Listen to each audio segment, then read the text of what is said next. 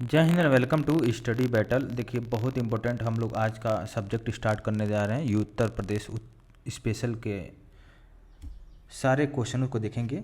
Uttar Pradesh objective जी के chapter wise analysis करेंगे और जितने भी अब तक के यूपी में एग्ज़ाम हुए हैं वहाँ पे अगर इस यूपी स्पेशल से क्वेश्चन आया हुआ है तो सारे क्वेश्चनों को लिया गया है। अब तक देखिए 372 प्रश्न पत्रों को शामिल किया गया है अब तक के यूपी में जितने भी एग्ज़ाम हुए हैं, ठीक है। और अपकमिंग एग्ज़ाम जो भी यूपी ट्रिपल एस के थ्रू हो या यूपी पीसीएस हो उसमें रामबाण है एक तरह से, ठीक है। तो हम लोग देखेंगे सब्जेक्ट विषय सूची के रूप में। सबसे पहले चैप्टर में देखेंगे संक्षिप्त अवलोकन। इस चैप्टर के जितने भी क्वेश्चन रहेंगे सारे को कंप्लीट करेंगे और एग्जाम वाइज देखेंगे हर क्वेश्चन जो है किसी न किसी एग्जाम में आया हुआ है। फिर उसके बाद भौतिक विन्यास, जलवायु, मृदा, ऐसे करते हुए पूरा हम लोग डिस्कस। देखिए यूपी पीसीएस के 36 प्रश्न पत्रों को शामिल किया गया है। ये यूथ पब्लिकेशन, यूथ यूनिवर्सिटी की ये बुक है, बहुत इंपॉर्टेंट है और बहुत ही अच्छे ढंग से एनालिसिस करके दिया गया है। खास तौर से देखिए यूपी पीसीएस मेंस के भी क्वेश्चनों को शामिल किया गया है। यूपी पीसीएस राजस्व निरीक्षक परीक्षा सारे को शामिल किया गया। देखिए जितने भी हल प्रश्न पत्र है, साथ ही साथ यूपी पुलिस में जो भी क्वेश्चंस आया हुआ है सारे क्वेश्चनों को इंक्लूड किया गया है। तो यूपी के सारे एग्जामों को इसमें कवर किया गया है। तो देखते हैं सबसे पहले जो है संक्षिप्त अवलोकन, चैप्टर नंबर 1 है संक्षिप्त अवलोकन। हम लोग इसको देखेंगे। अब बहुत ही अच्छे ढंग से हम लोग देखते हुए इसको चलेंगे। तो देखिए संक्षिप्त अवलोकन में पहला जो है क्वेश्चन है उत्तर प्रदेश दिवस। उत्तर प्रदेश तिथि या दिवस बोल सकते हैं, कौन से डेट को मनाया जाता है। तो देखिए उत्तर प्रदेश दिवस जो कि है मनाया जाता है 24 जनवरी को। इसके विषय में थोड़ा सा ब्रीफ में डिस्कशन करते हैं। उत्तर प्रदेश सरकार प्रतिवर्ष 24 जनवरी को उत्तर प्रदेश दिवस मनाती है। 24 जनवरी क्यों चुना है? क्योंकि इसी वर्ष 1950 में इस दिन जो है यूनाइटेड प्रोविंस जो संयुक्त प्रांत था उसका नाम बदलकर उत्तर प्रदेश किया गया। इसी वजह से उत्तर प्रदेश को 24 जनवरी उत्तर प्रदेश दिवस के रूप में मनाया जाता है। और इससे पहले नहीं मनाया जाता था, लेकिन पहली बार 2018 में उत्तर प्रदेश सरकार ने 24 जनवरी को उत्तर प्रदेश दिवस के रूप में मनाने का डिसीजन लिया।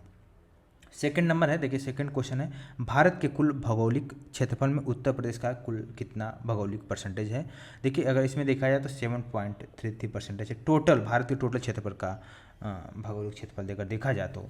और अगर इसमें बात करें, देखिए उत्तर प्रदेश का कुल क्षेत्रफल है 2,40,928। भारत का कुल कितना क्षेत्रफल है आपको कमेंट बॉक्स में कमेंट करना। 32 लाख समथिंग है, उसको आप देख लीजिएगा।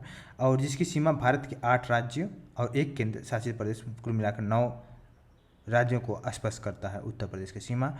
और इसका क्षेत्रफल भारत के कुल क्षेत्रफल का 7.33 है। और क्षेत्रफल की दृष्टि से उत्तर प्रदेश जो कि चौथा बड़ा राज्य है, ठीक है। और इसके अलावा देखिए क्वेश्चन नंबर 3 को देखते हैं। उत्तर प्रदेश सरकार ने किस ऐतिहासिक स्मारक से जुड़वा मछली का राजकीय चिन्ह अंगीकार किया है। तो बहुत इंपॉर्टेंट क्वेश्चन, देखिए ये क्वेश्चन है यूपी पीसीएस एसीएफ आरएफओ में आया हुआ क्वेश्चन है। तो ये इसका राइट आंसर है रूमी दरवाज़ा। तो उत्तर प्रदेश सरकार ने लखनऊ के रूमी दरवाज़ा ऐतिहासिक स्मारक से जुड़वा मछली का राजकीय या राज चिन्ह अंगीकार किया है। रूमी दरवाज़ा जो कि लखनऊ के एक प्रमुख पर्यटन स्थलों में से एक है। इसका निर्माण किसने करवाया था? नवाब असफुद्दौला ने 1784 में कराया था। तो आपको क्या देखने को मिला इस तरह से? देखिए एक क्वेश्चन से 3-4 क्वेश्चन मिल गया था। पहला तो क्वेश्चन देखिए आपको ये मिला कि रूमी दरवाज़ा से बनाया गया है जुड़वा मछली का राजकीय चिन्ह जो लिया गया है रूमी दरवाज़ा से। और ये कहाँ पे है रूमी दरवाज़ा? लखनऊ में है, एक ऐतिहासिक स्मारक है। और दूसरी बात यह है कि इसका निर्माण किसने करवाया? नवाब असफुद्दौला सन 1784 में। तो इतना सारा आपको फैक्ट देखने को मिल रहा है, ठीक है। इसके अलावा देखते हैं क्वेश्चन नंबर 4 को। क्वेश्चन नंबर 4 में क्या है? उत्तर प्रदेश का निम्नलिखित में से कौन सा जिला क्षेत्रफल की दृष्टि से सबसे छोटा जिला है? क्षेत्रफल की दृष्टि से सबसे छोटा जिला अगर देखा जाए तो यहाँ पे हापुड़ है, 660 वर्ग किलोमीटर है। क्षेत्रफल की दृष्टि से लखीमपुर खीरी जो कि सबसे बड़ा जिला है, 7,680 किलोमीटर स्क्वायर है। देखिए इस तरह से आपको बहुत 2-3 क्वेश्चन यहाँ से मिला है, ठीक है। और अभी हाल में राष्ट्रीय राजधानी क्षेत्र में सम्मिलित उत्तर प्रदेश के जो जिले हैं 8 जिले हैं। मेरठ हो गया, गाजियाबाद, गौतम बुद्ध नगर, बुलंदशहर, हापुड़, बागपत, मुजफ्फरनगर व शामली है। तो इसको भी याद कर किए। आने वाले समय में देखिए मथुरा, अलीगढ़, हाथरस और सहारनपुर को भी शामिल किया जाएगा, ठीक है। तो हम लोग अब देखते हैं नेक्स्ट क्वेश्चन 5वां। निम्नलिखित में से उत्तर प्रदेश का कौन सा जनपद नेपाल के साथ सीमा साझा नहीं करता है? नेपाल के साथ जो सीमा साझा नहीं करता है वो है ऑप्शन नंबर सी कुशीनगर है। और जो साझा करता है नेपाल के साथ बलरामपुर, श्रावस्ती, लखीमपुर, ये तीनों ही साझा करते हैं। आपको जो साझा नहीं करता है वो है कुशीनगर। ठीक है, इसके अलावा नेक्स्ट देखते हैं क्वेश्चन को। नेक्स्ट क्वेश्चन क्या है इसका डिस्कशन कर लेते हैं। देखिए, उत्तर प्रदेश के 7 जिले नेपाल के साथ सीमा साझा करते हैं, जिसमें से कुशीनगर नेपाल के साथ सीमा साझा नहीं करता है, और जो साझा करता है उत्तर प्रदेश का जिला नेपाल के साथ बलरामपुर, श्रावस्ती, लखीमपुर खीरी, बहराइच, पीलीभीत, सिद्धार्थनगर और महाराजगंज जिला। ठीक है, उत्तर प्रदेश के राजकीय चिन्ह में से जो नहीं है, राजकीय चिन्ह में से जो नहीं है वह है मोर। उत्तर प्रदेश का राजकीय चिन्ह में मछली, धनुष और तीर है, जबकि दिए गए विकल्पों में जो मोर है वो शामिल नहीं है। तो मछली, धनुष, तीर ये तीनों ही है, लेकिन मोर नहीं है। उत्तर प्रदेश का राजकीय पक्षी आपको पता है क्रेन है, सारस जिसको बोलते हैं। देखिए 3 से 4 बार क्वेश्चन आएगा, यूपीपीसीएस में आया हुआ 2011 में, यूपीएसआई में आया हुआ 2021 में, ग्राम पंचायत अधिकारी बीडीओ का एग्जाम हुआ था 2016 में, उसमें आया हुआ। देखिए ठीक है, तो अब देखते हैं जितने भी उत्तर प्रदेश का प्रतीक चिन्ह है इसको हम लोग देख लेते हैं एक बार। उत्तर प्रदेश का राजकीय पशु जो है बारहसिंगा है, राजकीय पक्षी सारस अथवा क्रोंच बोल सकते हैं। राजकीय वृक्ष है अशोक, राजकीय पुष्प पलाश, राजकीय खेल हॉकी, राजकीय चिन्ह अभी आपने देखा एक वृत्त में 2 मछली और तीर धनुष है। ठीक है, तो ये बिल्कुल बहुत इंपॉर्टेंट है, इसको आप भूलिएगा नहीं। ठीक है, ये जो है इतना राजकीय पशु क्या है बारहसिंगा, राजकीय पक्षी सारस और क्रोंच, राजकीय वृक्ष अशोक, और राजकीय पुष्प पलाश, राजकीय खेल हॉकी, और राजकीय चिन्ह जो है एक वृत्त में 2 मछली और तीर धनुष है। ठीक है, और बहुत इंपॉर्टेंट है, आपको पता है उत्तर प्रदेश का नाम 1836 में उत्तर पश्चिम प्रांत था। और क्वेश्चन आ सकता है कि 1836 में जो था उत्तर पश्चिम प्रांत था। ठीक है, 1836 में उत्तर पश्चिम प्रांत। ठीक है, उसके बाद नाम चेंज हो गया 1877 में। 1877 में इसका हो गया उत्तर पश्चिम प्रांत एवं अवध। अवध इसमें क्या हो गया, जुड़ गया 1877 में। 1877 के बाद 1902 आया। 1902 में क्या हुआ, आगरा एवं अवध का संयुक्त प्रांत आ गया। आगरा जुड़ गया इसमें और अवध का संयुक्त प्रांत इसमें जुड़ गया। ठीक है, नाम देखिए कैसे कैसे चेंज हुआ। 1836 में क्या था, 1877 में, 1902 में क्या हुआ। इसके बाद देखिए 1937 में केवल संयुक्त प्रांत रहा, संयुक्त प्रांत। उसके बाद आपको पता ही है 24 जनवरी का दिन है, 24 जनवरी 1950 को उत्तर प्रदेश नाम रखा गया। इसी की वजह से उत्तर प्रदेश का स्थापना दिवस 24 जनवरी के रूप में मनाया जाता है। ठीक है, या उत्तर प्रदेश दिवस के रूप में मनाया जाता है 24 जनवरी। तो आई होप क्लियर हो गया होगा। शुरू में देखिए 1836 में उत्तर प्रदेश की राजधानी कहाँ था, आगरा था। अगर क्वेश्चन आ सकता है, उत्तर प्रदेश की राजधानी आगरा था। और उसके बाद 1858 में चेंज हो गया, 1858 में प्रयागराज आ गया। 1858 के बाद 1921 में लखनऊ। ठीक है, उस समय आंशिक रूप से था, लेकिन कंप्लीट रूप से 1935 में लखनऊ ही रहा। उसके बाद लखनऊ ही होता चला गया कंप्लीटली रूप से 1935 में। ठीक है, तो आई होप इतना क्लियर हो गया। देखिए राज्य का पुनर्गठन भी हुआ था 1 नवंबर 1956 को। राज्य का विभाजन भी हुआ। देखिए बहुत इंपॉर्टेंट, विभाजन कब हुआ था कि उत्तर प्रदेश बहुत बड़ा था। राज्य का विभाजन हो गया 9 नवंबर को 2000 में विभाजन हो गया। ठीक है, 13 जिलों का काटकर क्या बनाया गया, उत्तराखंड बनाया गया 13 जिला का काटकर। ठीक है, आई होप क्लियर हो गया होगा। और उत्तर प्रदेश का द्वितीय जो राजकीय भाषा है उर्दू है, 1989 से चला आ रहा है। और प्रथम राजकीय भाषा है देवनागरी लिपि में हिंदी, 1947 अक्टूबर में हुआ है। वहीं पर राजकीय पक्षी आपने देख लिया, सब कुछ देख लिया है। अब हम लोग देखेंगे क्वेश्चन। देखिए ये भी आ सकता है, एक वृत्त में 2 मछली एक तीर राजकीय चिन्ह है, लेकिन कब इसको स्वीकृत किया गया, 1938 में इसको स्वीकृत किया गया। देखिए इतना सारा फैक्ट्स आपको देखने को मिल रहा है एक क्वेश्चन में।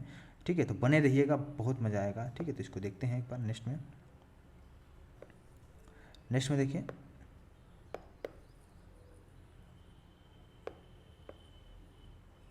Next question. देखिए नेक्स्ट क्वेश्चन है उत्तर प्रदेश में न्यूनतम क्षेत्रफल वाला जनपद। देखिए ऑप्शन नंबर 4 है। 4 ऑप्शन है, संत कबीरनगर, गौतम बुद्ध नगर, अम्बेडकर नगर, कानपुर नगर। तो न्यूनतम क्षेत्रफल अगर देखा जाए इन चारों ऑप्शन में, तो देखिए option number B Gautam Buddh Nagar का है। और अम्बेडकर नगर का जो क्षेत्रफल है 2350 वर्ग किलोमीटर, कानपुर का है 3155, गौतम बुद्ध नगर का 1282 और संत कबीर नगर का 1686। तो कम से कम ऐसे देखते रहेंगे क्वेश्चन। तो देखिए यूपीपीसीएस में क्वेश्चन आया हुआ 2005 में। ठीक है, अब देखिए उत्तर प्रदेश के सबसे अधिक और सबसे कम क्षेत्रफल वाले जनपद, सबसे अधिक और सबसे कम क्षेत्रफल वाले जनपद को हम लोग देखेंगे इसमें। देखिए इसमें जो राइट आंसर है ऑप्शन नंबर बी, सबसे अधिक जो है क्षेत्रफल है लखीमपुर खीरी, और सबसे कम क्षेत्रफल वाला जो जनपद है वो है संत रविदास नगर। ठीक है, इसके अलावा हम लोग देखेंगे इसमें, देखिए इसके अलावा नेक्स्ट क्वेश्चन है, क्वेश्चन नंबर 10वां को देखेंगे। ठीक है, क्वेश्चन नंबर 10वां, लखीमपुर खीरी का जो टोटल क्षेत्रफल है 7,480 वर्ग किलोमीटर है। उस समय देखिए सबसे कम क्षेत्रफल वाला जिला था संत कबीरनगर, जो कि भदोही था, 1,015 वर्ग किलोमीटर, और लेकिन वर्तमान में सबसे कम जो कि हापुड़ हो गया है 660 वर्ग किलोमीटर। उत्तर प्रदेश के निम्न जनपदों में से किसी एक को अंतर्राष्ट्रीय सीमा स्पष्ट नहीं करती है। अंतर्राष्ट्रीय सीमा जो कि बस्ती का स्पष्ट नहीं करती है। बलरामपुर, श्रावस्ती, पीलीभीत, ये तीनों ही नेपाल के पड़ोसी जिला है, इसलिए इसको अंतर्राष्ट्रीय सीमा स्पष्ट नहीं करती है। ठीक है, और लगभग उत्तर प्रदेश के साथ सीमा जो नेपाल का सीमा है 579 किलोमीटर है, उत्तर प्रदेश के साथ सीमा साझा करता है अपना प्यारा उत्तर प्रदेश।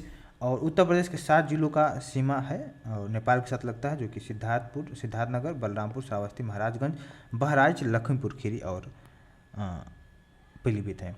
क्षेत्रफल की दृष्टि से यूपी का भारत के राज्यों में स्थान देखा जाए तो भारत के राज्यों में स्थान, देखिए जब प्रश्न आया था 2013 में तो उत्तर प्रदेश का राज्य में 5वां स्थान था, लेकिन अभी वर्तमान के रूप में देखा जाए तो क्षेत्रफल की दृष्टि से उत्तर प्रदेश का स्थान 4था है। क्षेत्रफल के आधार पर भारत के राज्यों का सबसे बड़ा राज्य में देखा जाए तो सबसे बड़ा राज्य राजस्थान है। उसके बाद देखिए राजस्थान के बाद आपको देखने को मिलेगा मध्य प्रदेश, जो कि सेकंड नंबर पे है, पहला राजस्थान है, थर्ड महाराष्ट्र है, चौथा जो कि अपना उत्तर प्रदेश है। ठीक है, और उसके बाद 5वां देखा जाए तो गुजरात है, और छठा जो है कि कर्नाटक है। तो उत्तर प्रदेश भारत के उत्तर मध्य में स्थित एक सीमांत राज्य है। पूर्व से पश्चिम इसकी लंबाई 650 किलोमीटर है और उत्तर से दक्षिण तक इसकी लंबाई 240 किलोमीटर है। तो पूर्व से पश्चिम की लंबाई 650 किलोमीटर है और उत्तर से दक्षिण की लंबाई 240 किलोमीटर है। इसका संपूर्ण क्षेत्रफल 2,40,928 वर्ग किलोमीटर उत्तर प्रदेश का क्षेत्रफल है। पूरे भारत के क्षेत्रफल का कितना है, बहुत इंपॉर्टेंट है, इसको देखिए स्टार मार्क लगा लीजिए। पूरे भारत के क्षेत्रफल का 7.33% है। टोटल क्षेत्रफल आपने देख लिया, पूर्व से पश्चिम की लंबाई देख लिया, उत्तर से दक्षिण की लंबाई देख लिया, और उत्तर प्रदेश से 3 बड़े राज्य राजस्थान, मध्य प्रदेश, महाराष्ट्र हैं, और चौथा नंबर पर उत्तर प्रदेश खुद है। और 12वां क्वेश्चन देखिए, 12वां क्वेश्चन है यूपी के निम्नलिखित जनपदों में से कौन उत्तरांचल, हरियाणा और हिमाचल प्रदेश के साथ सीमा साझा या सीमा बनाता है। इसका राइट आंसर सहारनपुर है। उत्तर प्रदेश के सहारनपुर जिले की सीमा उत्तराखंड, जो कि उत्तराखंड वर्तमान में उत्तराखंड के नाम से है, पहले उत्तरांचल था, हरियाणा और हिमाचल प्रदेश से लगती है। सहारनपुर जिला एक कृषि प्रधान जिला है और सहारनपुर की जो काष्ठ कला है, दारुल उलूम देवबंद विश्व पटल पर सहारनपुर को अलग पहचान दिलाता है। और उत्तर प्रदेश सबसे पूर्वी शहर निम्नलिखित में से कौन है। सबसे पूर्वी शहर है बलिया, जो कि उत्तर प्रदेश का सबसे पूर्वी है। वहीं पर पश्चिमी शहर देखा जाए तो शामली है, और सबसे उत्तरी शहर अगर देखा जाए तो सहारनपुर, और सबसे दक्षिणी अगर देखा जाए जिला तो सोनभद्र है। तो आपको देखने को मिला east, waste, north, south. Uttar Pradesh का अगर इस तरह अगर देखा जाए तो ईस्ट में क्या है, ईस्ट में बलिया आपको मिलेगा, वेस्ट में आपको मिलेगा शामली,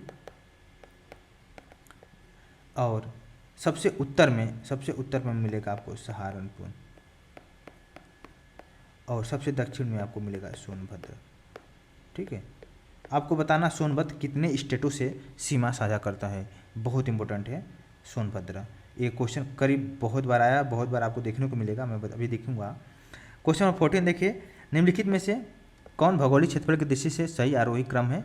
तो गौतम बुद्ध नगर, बाराबंकी और मिर्ज़ापुर, उसके बाद सोनभद्र बढ़ते क्रम में है। सबसे छोटा 1282 वर्ग किलोमीटर देखिए गौतम बुद्ध नगर का है, उसके बाद बाराबंकी है, फिर उसके बाद सोनभद्र और मिर्ज़ापुर है, उसके बाद सोनभद्र देखिए 6,905 वर्ग किलोमीटर में फैला हुआ है।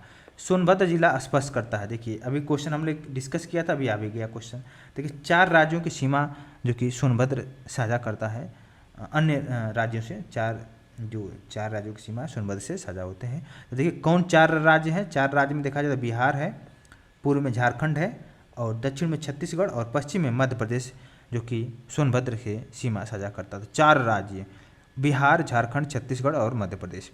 उत्तर प्रदेश का कौन सा जनपद 4 राज्यों की सीमा लगता है, सोनभद्र भी आपने देखा।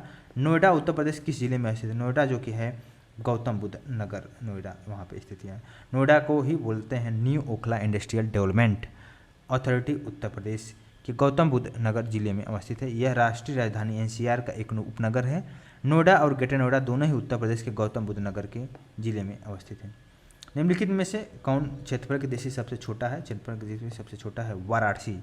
वाराणसी 1535 वर्ग किलोमीटर, जौनपुर 4038 वर्ग किलोमीटर, प्रयागराज 5482 और गाजीपुर 3377 किलोमीटर है। वहीं पर क्वेश्चन नंबर देखिए 19 से देखते हैं। उत्तर प्रदेश के निम्नलिखित जिलों का उत्तर से दक्षिण का सही अनुक्रम बताना है। सही अनुक्रम में देखिए सिद्धार्थ नगर, संत कबीर नगर और अंबेडकर नगर, संत रविदास नगर, ये जो कि उत्तर से दक्षिण का क्रम है। ठीक है। इसके अलावा देखिए उत्तर प्रदेश राज्य का कौन सा जिला नेपाल के साथ अपनी सीमा साझा नहीं करता है? नेपाल के साथ सीतापुर सीमा साझा नहीं करता है। जो साझा करता है नेपाल के 7 राज्य जो कि भारत के उत्तर प्रदेश के 7 जिला जो कि नेपाल के साथ सीमा साझा करते हैं, जिसमें से अगर देखा जाए सिद्धार्थनगर, बलरामपुर, श्रावस्ती, महाराजगंज, बहराइच, लखीमपुर खीरी और पीलीभीत है। ठीक है। और टोटल 579 किलोमीटर उत्तर प्रदेश जो कि नेपाल के साथ सीमा साझा करता है। और नेक्स्ट देखिए उत्तर प्रदेश की सीमा रेखा भारत के किन राज्यों से मिलती है? भारत के कुल सीमा रेखा भारत के कितने राज्यों से मिलती है उत्तर प्रदेश की सीमा रेखा? देखिए ये है ऑप्शन नंबर सी, 8 राज्यों से। 8 में देखिए हिमाचल प्रदेश, हरियाणा, राजस्थान, मध्य प्रदेश, छत्तीसगढ़, बिहार, झारखंड और एक केंद्र शासित प्रदेश जिसका बोलते हैं दिल्ली। दिल्ली की राजधानी आपको पता है।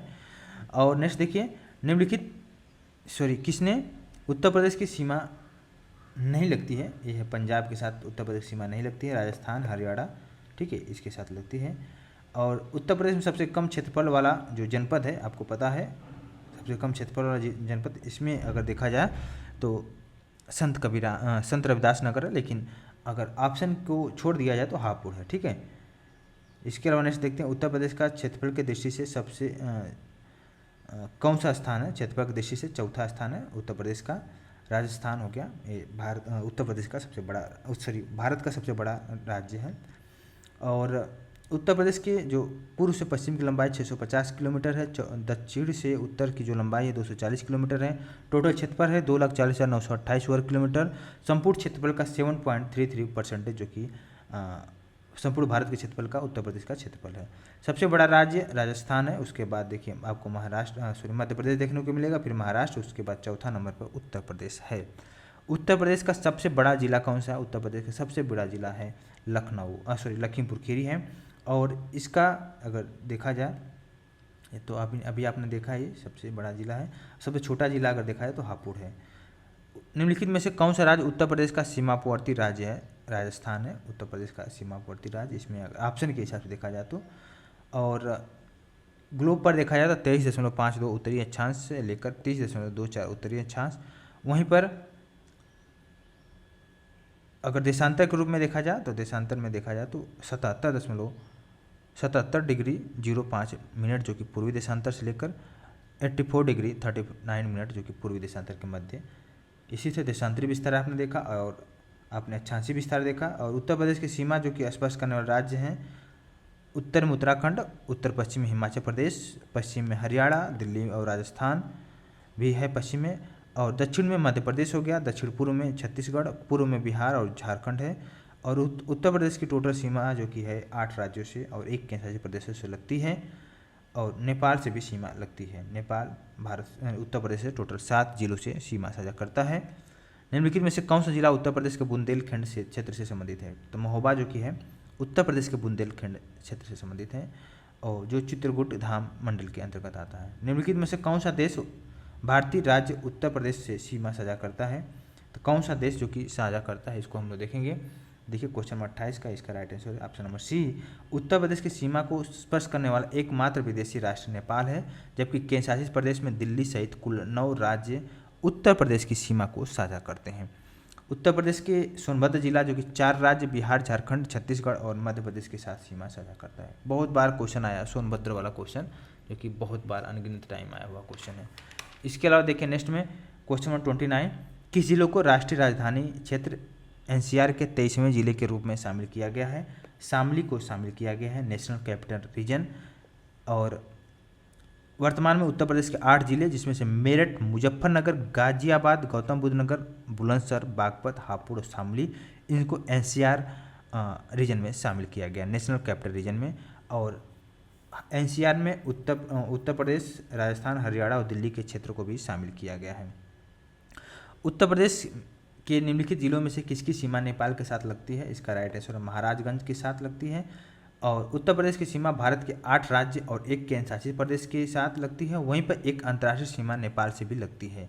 उत्तर प्रदेश का महाराजगंज जिला जो कि नेपाल के साथ सीमा साझा करता है। संयुक्त प्रांत का नाम बदलकर उत्तर प्रदेश किया गया, इसको हम लोग स्टार्टिंग में ही देख लिए थे। 24 जनवरी 1950 को उत्तर प्रदेश नाम रखा गया था संयुक्त प्रांत से नाम बदलकर। उस समय राज्य के जो मुख्यमंत्री थे गोविंद बल्लभ पंत थे 1950 में। उत्तर प्रदेश का राज्य पशु कौन है? राज्य पशु है बारहसिंगा, जिसको बोलते हैं दलदल का मित्र। और इसमें इसके अलावा देखा जाए उत्तर प्रदेश प्रतिवर्ष 24 जनवरी को मनाता है अपना स्थापना दिवस, और इसकी स्थापना 1950 में हुआ था। और राज्य की भाषा है हिंदी और उर्दू। हिंदी जो कि प्रथम भाषा है, वहीं पर द्वितीय भाषा है उर्दू है। और राज्य की चिन्ह मछली और तीर धनुष है। राज्य की पुष्प है पलाश। राज्य की वृक्ष है अशोक। और वहीं पर उत्तर प्रदेश का राज्य की पक्षी है सारस और या क्राउच बोल सकते हैं इसको, ठीक है। इसके अलावा नेक्स्ट देखिए, मिलान करना है। उत्तर प्रदेश के नदियों के साथ मेल खाता है, उनके शहर किनारे पर अवस्थित है, इनको बताना है। देखिए इसमें जो सही है ऑप्शन नंबर बी करेक्ट है। 1 का 2 है गंगा का स्थापना बिठूर से है। राप्ती का स्थापना जो कि है राप्ती का स्थापना है गोरखपुर से। और गोमती का है जौनपुर। और सई का है प्रतापगढ़, ठीक है। तो सई नदी के किनारे बसा है प्रतापगढ़, और गोमती नदी के किनारे बसा है जौनपुर। राप्ती नदी के किनारे बसा है गोरखपुर। वहीं पर गंगा नदी के किनारे बसा है बिठूर। बिठूर कहाँ पे है? कानपुर में। उत्तर प्रदेश का राजकीय पुष्प निम्नलिखित में से कौन है? राजकीय पुष्प है पलाश, ठीक है। इसके अलावा और भी देख सकते हैं, राजकीय पशु है बारहसिंगा, पक्षी है सारस अथवा क्रोच, राजकीय वृक्ष है अशोक, राजकीय खेल है हॉकी, राजकीय चिन्ह है एक वृत्त में 2 मछली, एक तीर धनुष, ठीक है। 1938 में यह स्वीकृत हुआ था। उत्तर प्रदेश का राज्य पक्षी आपको पता है सारस अथवा क्रोच है, जो गंगा के मैदानी भागों अथवा भारत के उत्तर और उत्तर पूर्वी भागों में सामान्यतः पाए जाते हैं। उत्तर प्रदेश में कुल कितने ज़िले हैं? बहुत इंपॉर्टेंट है। उत्तर प्रदेश में कुल कितने ज़िले हैं ये आपको बताना है। इसका राइट आंसर है 75 ज़िले हैं और 18 मंडल है। उत्तर प्रदेश के वर्तमान मुख्यमंत्री है योगी आदित्यनाथ और राज्यपाल है आनंदीबेन पटेल, ठीक है। एक क्वेश्चन देखिए, विधान भवन रक्षक में क्वेश्चन आया हुआ है। तो ये चैप्टर नंबर 1 कंप्लीट हुआ है। हम लोग देखेंगे भौतिक विन्यास चैप्टर नंबर 2, हम लोग टोटल को डिस्कस करते हुए जाएंगे, बने रहिए। इसको चैप्टर नंबर 2 को डिस्कस करते हैं। चैप्टर नंबर 2 में क्या है? भौतिक विन्यास, जो कि उत्तर प्रदेश स्पेशल का ये बुक है। इसमें देखते हैं बुंदेलखंड आर्थिक क्षेत्र में जनपदों की संख्या क्या है, इसमें बताना है। तो इसमें देखिए, अगर देखा जाए तो इसमें जनपदों की संख्या क्या है? ऑप्शन नंबर सी है 7 है। बुंदेलखंड आर्थिक क्षेत्र में जनपदों की संख्या टोटल 7 है, जिसमें से चित्रकूट, बांदा, महोबा, हमीरपुर, जालौन, झांसी, ललितपुर का भूभाग बुंदेलखंड कहलाता है। और इसके अलावा दूसरा क्वेश्चन है, उत्तर प्रदेश का कौन सा आद्य कल्प की प्राचीनतम शैलों से निर्मित है? प्राचीनतम शैलों से जो निर्मित है बुंदेलखंड है। उत्तर प्रदेश का बुंदेलखंड क्षेत्र जो कि आद्य कल्प की प्राचीनतम शैलों से निर्मित है, ठीक है। और बुंदेलखंड मध्य भारत का एक प्राचीन क्षेत्र है। इसका विस्तार उत्तर प्रदेश और मध्य प्रदेश में भी है और इसका नाम जोजाक भुक्ति था। बहुत इंपॉर्टेंट है। देखिए, निम्नलिखित में से कौन सा क्षेत्र आद्य कल्प की प्राचीनतम शैलों से निर्मित है? वो है बुंदेलखंड। और इसमें देखा जाए तो प्राचीनतम शैलों से निर्मित है। बुंदेलखंड मध्य भारत का एक प्राचीन क्षेत्र है। इसका विस्तार उत्तर प्रदेश तथा मध्य प्रदेश में भी है और इसी का प्राचीन नाम है जोजाक भुक्ति। नेक्स्ट देखिए, क्वेश्चन नंबर 3 को देखते हैं। नेक्स्ट क्वेश्चन नंबर 3 है, सही सुमिलित नहीं है, बताना है। लखीमपुर खीरी जो कि कौन सा सुमिलित नहीं, इसमें बताना है। इसका राइट आंसर है लखीमपुर की खीरी का जो अधिकतम भौगोलिक क्षेत्रफल है पूरे उत्तर प्रदेश का। सोनभद्र जो कि अधिकतम वन आच्छादित क्षेत्रफल है सोनभद्र का। और संत रविदास नगर जो कि न्यूनतम वनाच्छादित क्षेत्र है। जो गलत ऑप्शन है वो है ऑप्शन नंबर सी, एक गलत ऑप्शन है। सीतापुर न्यूनतम भौगोलिक क्षेत्रफल, एक गलत ऑप्शन है, ठीक है। सीतापुर के विषय में अगर देखा जाए तो सर्वाधिक अनुसूचित जाति जो SC कैटेगरी है सबसे ज़्यादा सीतापुर में है, ठीक है। ये आपको देखने को मिला। इसके अलावा संत रविदास नगर अगर पूछ दे तो न्यूनतम वन आना चाहिए क्षेत्रफल और न्यूनतम भौगोलिक क्षेत्रफल भी है संत रविदास नगर में। सोनभद्र आपको पता है, लखीमपुर खीरी पता ही हो गया, सीतापुर आपको पता है। अब देखते हैं उत्तर प्रदेश के किस शहर को पूर्व का ग्रास के नाम से जानते हैं। पूर्व का ग्रास बहुत इंपॉर्टेंट है, पूर्व का ग्रास के नाम से जानते हैं। क्वेश्चन नंबर 4 का ऑप्शन नंबर डी है, कन्नौज को पूर्व के ग्रास का नाम से जानते हैं। कन्नौज के विषय में अगर देखा जाए तो कन्नौज एक प्राचीन नगर है जो कभी हिंदू साम्राज्य की राजधानी के रूप में प्रतिष्ठित रहा। माना जाता है कि कान्य कुब्ज ब्राह्मण मूल रूप से इसी स्थान के रहने वाले थे।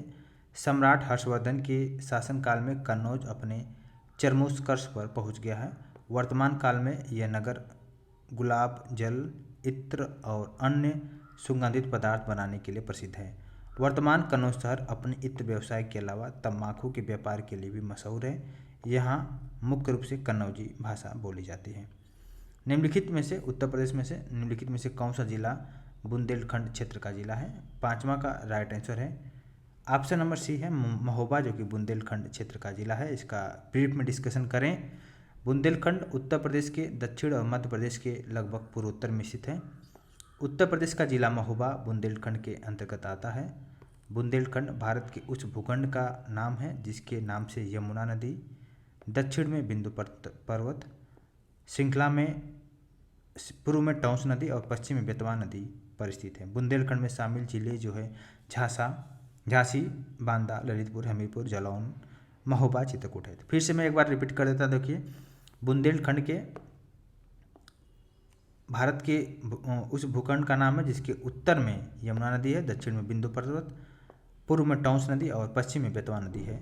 ठीक है, जितने शामिल जिले हैं बुंदेलखंड में झांसी, बांदा, ललितपुर, हमीरपुर, जालौन, महोबा, चित्रकूट। ठीक है, इसके अलावा नेक्स्ट देखते हैं सूची 1 को सूची 2 से मिलान करना है, इसको बताना है। इसमें से ये असिस्टेंट अकाउंटेंट 2015 के पेपर में आया हुआ क्वेश्चन है, तो इसको हम लोग देखते हैं। सबसे पहले देखिए नंगा पर्वत। नंगा पर्वत इसका सही सुमेलित करना है। नंगा पर्वत का संबंध किससे है इसमें अगर देखा जाए तो देखिए बी का संबंध है 132। नंगा पर्वत का संबंध देखिए है, मिलान कर लेते हैं। नंगा पर्वत का संबंध देखिए जम्मू कश्मीर से है। वहीं पर नंदा देवी का है, नंदा देवी उत्तराखंड में है और कंचनजंगा जो कि सिक्किम में है। तो 132 इसका राइट आंसर है। इसको आप देख सकते हैं यहाँ पे ऑप्शन नंबर बी, नंगा पर्वत का संबंध जम्मू कश्मीर में है, नंदा देवी उत्तराखंड में है, वहीं पर कंचनजंगा सिक्किम में स्थित है। इसके अलावा देखिए क्वेश्चन नंबर 7 को देखते हैं। किस शहर को अभी तक राष्ट्रीय राजधानी क्षेत्र में सम्मिलित नहीं किया गया है, एनसीआर में सम्मिलित नहीं किया गया है। तो जाहिर सी बात है क्वेश्चन नंबर 7 का इसका right answer option number C है, अलीगढ़ को शामिल नहीं किया गया है। हालांकि प्रस्तावित है नाम, आने वाले समय में आपको अलीगढ़ भी एनसीआर रीजन में देखने को मिलेगा, नेशनल कैपिटल रीजन में देखने को मिलेगा, और जींद, करनाल, मुजफ्फरनगर ये सब जो कि एनसीआर रीजन में है। उत्तर प्रदेश के 8 जिले जो कि एनसीआर रीजन में है, नेशनल कैपिटल रीजन में, जिसमें से गाजियाबाद, गौतम बुद्ध नगर, बुलंदशहर, मेरठ, बागपत, हापुड़, मुजफ्फरनगर और शामली। हरियाणा का देखा जाए तो फरीदाबाद, गुड़गांव, मेवात, रोहतक, सोनीपत, रेवाड़ी, झज्जर, पानीपत, पलवल, महेंद्रगढ़, भिवनी, जींद, करनाल, राजस्थान, वहीं पर राजस्थान के भरतपुर और अलवर है। तो समझ सकते हैं आप। बुंदेलखंड नामक क्षेत्र निम्नलिखित में से किस सीमा के अंतर्गत आता है। बुंदेलखंड जो कि उत्तर प्रदेश के मध्य प्रदेश सीमा में आता है।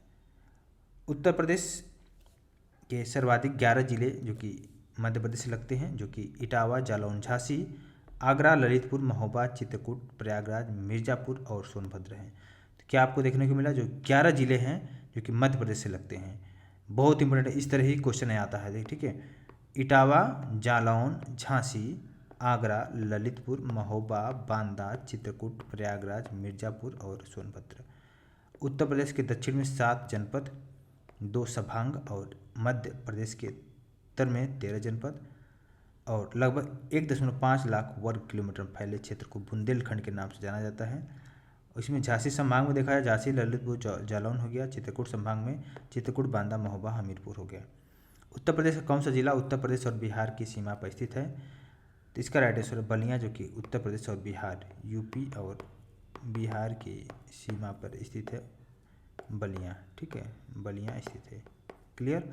नेक्स्ट देखिए बलिया के विषय में अगर देखा जाए तो बलिया जो कि बिहार की सीमा पर स्थित है और उत्तर प्रदेश की सीमा देश के 9 स्टेट, जिसमें से 8 राज्य और 1 केंद्र शासित प्रदेश से सीमा साझा करता है। जिसमें से अगर देखा जाए सबसे राजस्थान से स्टार्ट किया जाए तो राजस्थान के बाद मध्य प्रदेश, छत्तीसगढ़, झारखंड, बिहार, उत्तराखंड, हिमाचल प्रदेश, हरियाणा और केंद्र शासित प्रदेश। साथ ही साथ उत्तर प्रदेश का सीमा एक अंतर्राष्ट्रीय सीमा लगाता है, वो है नेपाल के साथ, ठीक है। और उत्तर प्रदेश के 7 जिले जो कि बिहार राज्य की सीमा लगते हैं, जिसमें से अगर देखा जाए तो दक्षिण से उत्तर का क्रम में अगर देखा जाए तो सोनभद्र सबसे दक्षिण में, उसके बाद चंदौली आता है, उसके बाद गाजीपुर उसके पास में है, उसके पास बलिया है, बलिया के बाद देवरिया हो गया, देवरिया के बाद कुशीनगर और महाराजगंज है, जो कि बिहार से सीमा साझा करता है। तो उत्तर प्रदेश के 7 जिले जो कि बिहार से साझा करते हैं, वहीं पर 11 जिले आपको मध्य प्रदेश से देखने को मिलेंगे। और उत्तर प्रदेश 8 राज्य और 1 केंद्र शासित प्रदेश से सीमा साझा करता है। साथ ही साथ एक अंतर्राष्ट्रीय सीमा भी लगता है नेपाल के साथ। तो आई होप इतना देखने को मिला। सबसे देखिए उत्तर प्रदेश सबसे पूर्वी जिला है बलिया और सबसे पश्चिमी जिला शामली है, ठीक है। इसके अलावा और पॉइंट को अगर देखा जाए नेक्स्ट में देखते हैं। सबसे दक्षिण में अगर देखा जाए सोनभद्र है, वहीं पर सबसे उत्तर में सहारनपुर आपको देखने को मिलेगा। निम्नलिखित में से कौन सा देश उत्तर प्रदेश राज्य के साथ एक अंतर्राष्ट्रीय सीमा साझा करता है? अंतर्राष्ट्रीय सीमा साझा आपको करता है नेपाल, ठीक है। उत्तर प्रदेश नेपाल के साथ अंतर्राष्ट्रीय सीमा साझा करता है। उत्तर प्रदेश के 7 जिले जो कि नेपाल के साथ सीमा साझा करते हैं, जो कि हम लोग डिस्कस किए थे, जिसमें से पीलीभीत, लखीमपुर खीरी, बहराइच, श्रावस्ती, बलरामपुर, सिद्धार्थनगर और महाराजगंज जो कि नेपाल के साथ सीमा साझा करते हैं। वहीं पर क्वेश्चन नंबर 11 को देखिए, उत्तर प्रदेश का निम्नलिखित में से कौन सा जिला राज्य के अन्य जिलों से घिरा हुआ है, यानी किसी भी अन्य राज्य या देश के साथ सीमा साझा नहीं करता है? हाँ, तो इस देखिए सहारनपुर तो है नहीं, देवरिया भी नहीं है, हरदोई है, ललितपुर। तो इसमें से जो राइट आंसर है हरदोई, जो कि किसी भी देश या अन्य राज्य से सीमा साझा नहीं करता है क्योंकि बीच में पड़ता है। वहीं पर ललितपुर, देवरिया, सहारनपुर ये सब सीमा साझा करता है, ठीक है। और हरदोई जो कि है, हरदोई जिसके पूर्व में सीतापुर है, पश्चिम में फर्रुखाबाद, उत्तर में लखीमपुर खीरी और शाहजहाँपुर है, दक्षिण में उन्नाव, लखनऊ से घिरा हुआ है हरदोई। निम्नलिखित में से कौन सा जिले की सीमा मध्य प्रदेश के साथ सीमा साझा नहीं करती है? मध्य प्रदेश के साथ सीमा साझा नहीं करती है, जाहिर सी बात है, ऑप्शन नंबर डी अलीगढ़ हो गया। और जो सीमा साझा करता है मध्य प्रदेश के साथ टोटल 11 जिला। अगर इसमें देखा जाए तो इलाहाबाद भी है, मिर्ज़ापुर है, इटावा भी है, सोनभद्र भी है।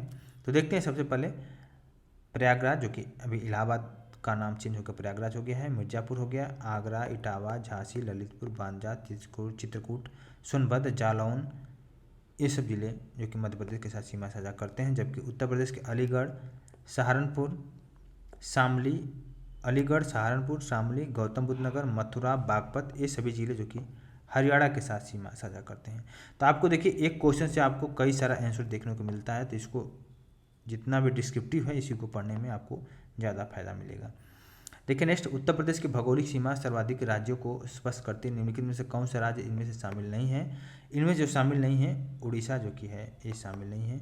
उत्तराखंड जो कि उत्तर प्रदेश की सीमा को स्पष्ट करते हैं, मध्य प्रदेश भी स्पष्ट करता है, झारखंड भी स्पष्ट करता है, ठीक है। और कुल 9 राज्य और 8 राज्य, 1 केंद्र शासित प्रदेश जो कि उत्तर प्रदेश के साथ सीमा साझा करते हैं। केंद्र शासित प्रदेश में दिल्ली हो गया और एक अंतर्राष्ट्रीय है, एक अंतर्राष्ट्रीय में आपको नेपाल देखने को मिलेगा जो कि सीमा साझा करता है उत्तर प्रदेश से। राज्य कौन है? 8 राज्य हैं, जो 8 राज्य में उत्तराखंड हो गया, हिमाचल प्रदेश, दिल्ली तो केंद्र शासित प्रदेश हो गया, कोई बात नहीं, हरियाणा हो गया, राजस्थान हो गया, झारखंड, बिहार, छत्तीसगढ़, मध्य प्रदेश, टोटल 8 राज्य प्लस 1 केंद्र शासित प्रदेश, ठीक है। केंद्र शासित प्रदेश, यूनियन टेरिटरीज बोलते हैं इसको इंग्लिश में। तो चैप्टर नंबर 2 कंप्लीट हुआ। अब देखते हैं चैप्टर नंबर 3 जो कि मृदा और जलवायु से संबंधित है। मृदा और जलवायु से संबंधित है, इसको हम लोग देखते हैं, जलवायु और मृदा। तो सबसे पहले चैप्टर नंबर 3 का पहला क्वेश्चन देखते हैं। निम्नलिखित में से निम्न प्रकार की मिट्टी में से किस प्रकार की एक ही बुंदेलखंड क्षेत्र में प्रमुखता है? तो देखा जाए काली कपास की मिट्टी जो कि प्रमुखता है। बुंदेलखंड क्षेत्र में मुख्यतः 2 प्रकार की मिट्टी पाई जाती है, एक काली मिट्टी, दूसरा लाल मिट्टी। काली मिट्टी में 2 प्रमुख वर्ग की मिट्टी पाई जाती है, काबर और मार। इस तरह की मिट्टी में जल धारण क्षमता बहुत अधिक होती है और उत्पादन क्षमता भी अधिक होती है। लाल मिट्टी के विषय में देखा जाए तो इस मिट्टी को राकर या एरुआ दो समूहों में विभक्त किया जा सकता है। इस मिट्टी में जल धारण क्षमता और उत्पादन क्षमता बहुत ही कम होती है। इस मिट्टी की बृहद संरचना के कारण इसमें भू कटाव बहुत अधिक होता है। उत्तर प्रदेश के भाबर क्षेत्र में निम्नलिखित में से किस प्रकार की मृदा पाई जाती है? वह है ककरीली व पथरीली, जो कि उत्तर प्रदेश के भाबर क्षेत्र में पाई जाती है। भाबर क्षेत्र में ककरीली और पथरीली मिट्टी पाई जाती है। उत्तर प्रदेश में लाल मिट्टी मुख्यतः जो पाई जाती है वह है मिर्ज़ापुर, जो कि झांसी में है। लाल मिट्टी दक्षिणी प्रयागराज, झांसी, मिर्ज़ापुर, सोनभद्र जिला में पाई जाती है। इस मृदा का निर्माण बालुकामय लाल बिंद चट्टानों से टूटने फटने से हुआ है। तो जो इस मृदा में जो कि नाइट्रोजन, फास्फोरस, चूना, जैव तत्वों की कमी और लवण अंश की अधिकता पाई जाती है। ठीक, इसके अलावा देखिए लवण प्रभावित मृदाएं मुख्यतः उत्तर प्रदेश के किन मंडलों में पाई जाती है, इसको देखते हैं। तो इसका राइट आंसर है ऑप्शन नंबर ए, आगरा और अलीगढ़ में। तो इसको एक बार देख लेते हैं। उत्तर प्रदेश के बांगर मृदा वाले क्षेत्र में भूमि के समतल होने और जल निकासी के उचित प्रबंधन न होने, नहरों से सिंचाई किए जाने, वर्षा की कमी, लवण युक्त जल से सिंचाई की अधिकता, जुताई एक ही गहराई तक करते रहने तथा क्षारीय उर्वरकों के लगातार प्रयोग आदि कारणों से लगभग 10% भूमि जो कि ऊसर हो चुकी है। ठीक है, 10% भूमि क्या हो चुकी हैं? ऊसर हो चुकी हैं। और इसके अलावा देखिए जो कि प्रदेश के अलीगढ़, मैनपुरी, कानपुर, उन्नाव, एटा, इटावा, रायबरेली, सुल्तानपुर, प्रतापगढ़, जौनपुर, इलाहाबाद आदि जिलों में पाई जाती है बांगर मृदा। ठीक है, निम्नलिखित में से वर्षा ऋतु में कहाँ सर्वाधिक वर्षा होती है? गोरखपुर में सबसे ज़्यादा वर्षा देखने को मिलता है। 184.7 सेंटीमीटर ज़्यादा वर्षा देखने को मिलता है वहाँ पे।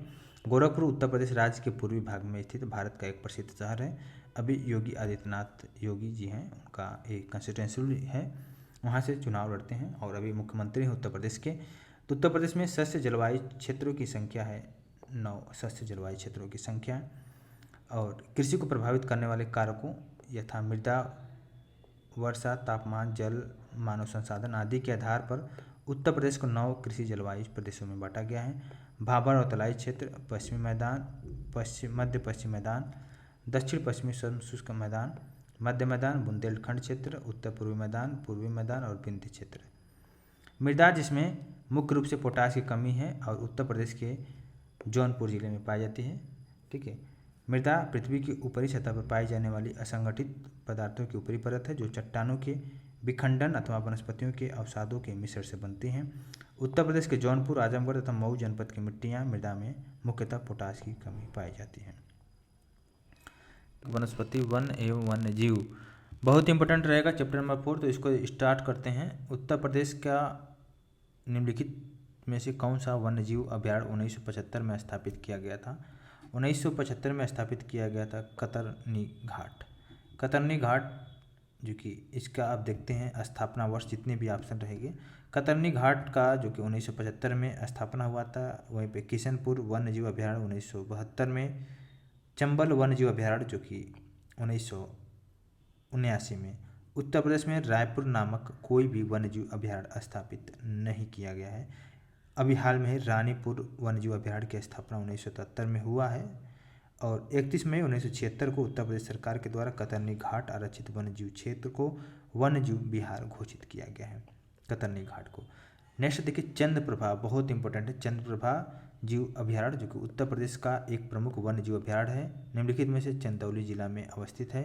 चंदौली जिला जो कि बिहार से सीमा साझा करता है और सबसे पूर्वी में आता है। उत्तर प्रदेश वन्य जीव, हालांकि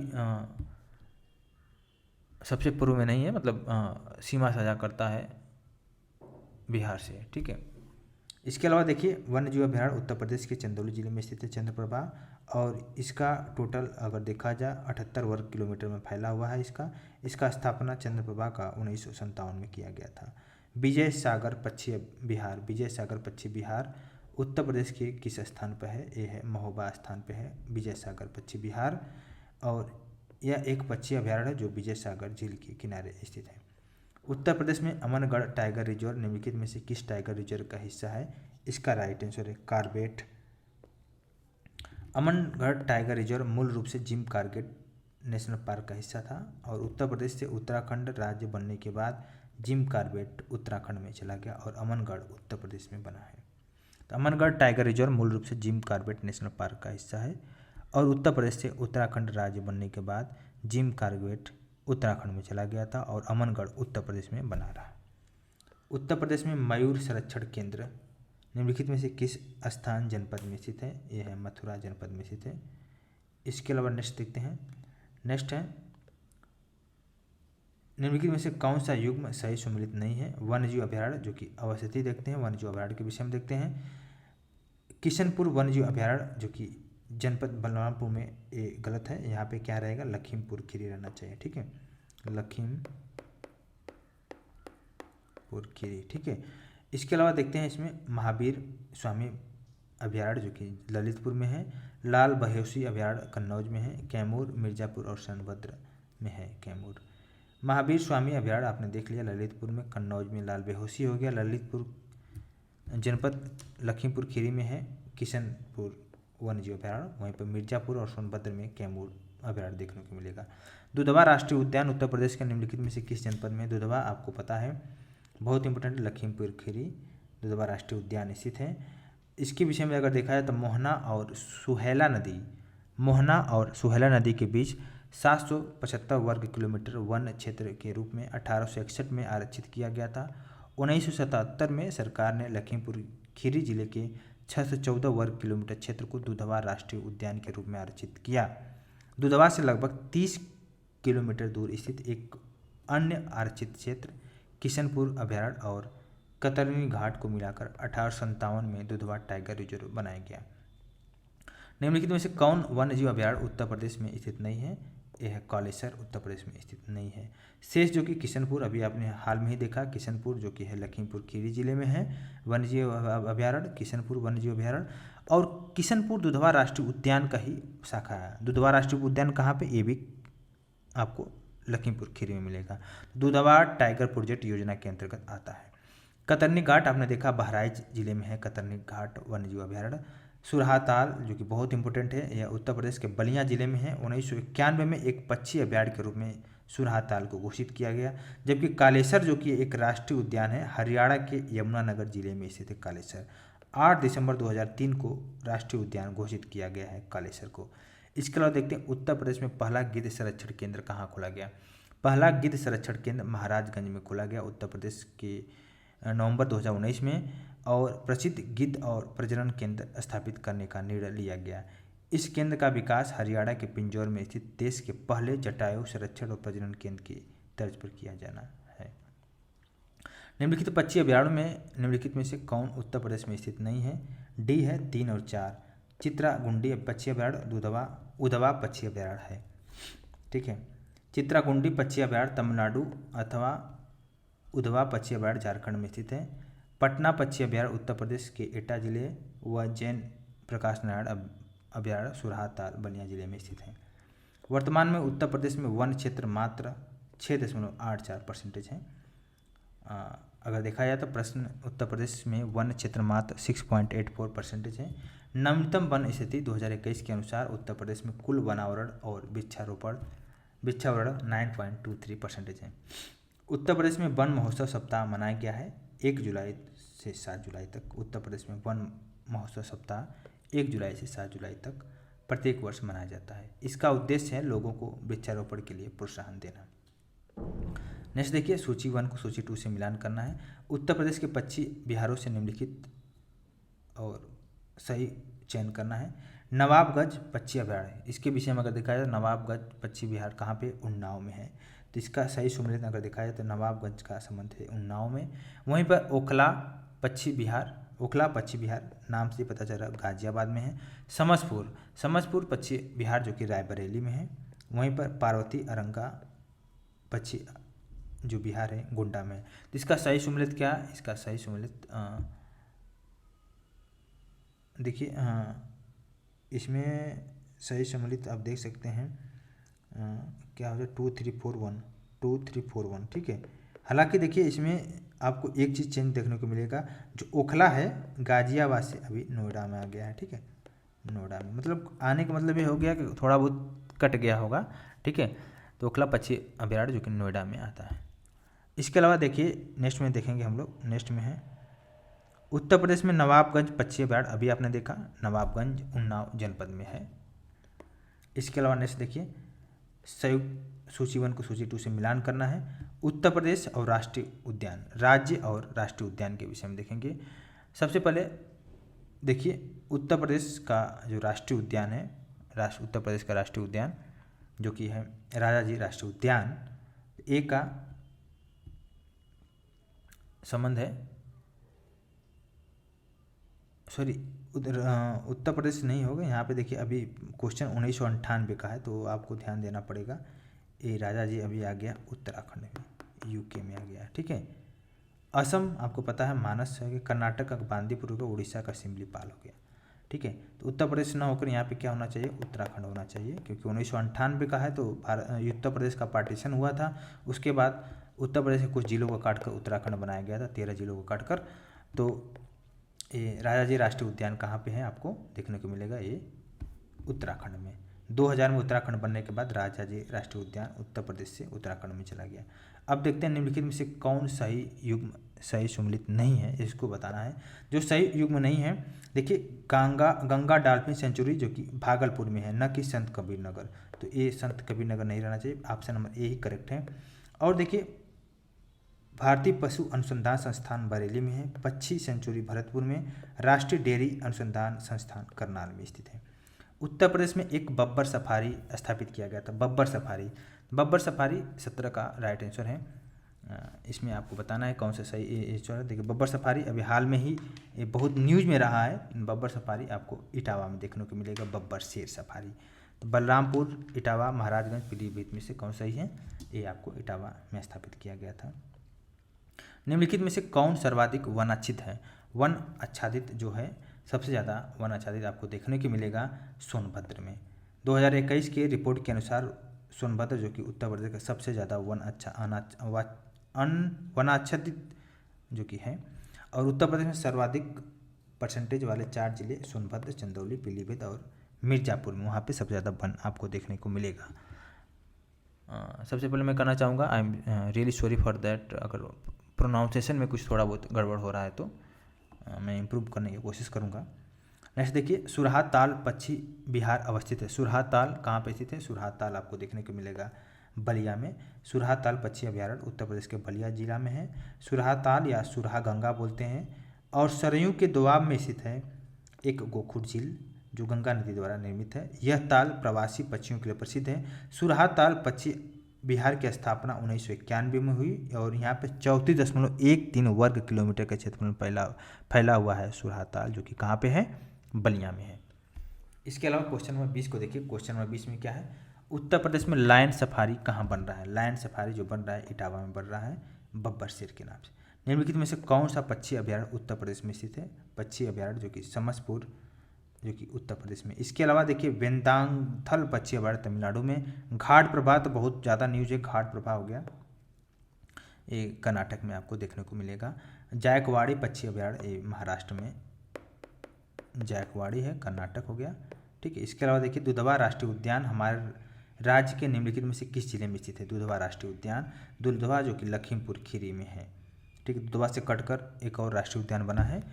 इसके अलावा देखिए 614 वर्ग किलोमीटर क्षेत्र का दुधवा राष्ट्रीय उद्यान के रूप में आरक्षित किया गया है। दुधवा से लगभग 30 किलोमीटर की दूर पर एक अन्य आरक्षित है किशनपुर अभयारण्य, अभी हम लोग डिस्कस किया। और वर्ष 1987 में दुधवा टाइगर रिजर्व बनाया गया और यह राष्ट्रीय उद्यान बाघों और बारहसिंघा के लिए प्रसिद्ध है, ठीक है। इसके अलावा नेक्स्ट देखते हैं।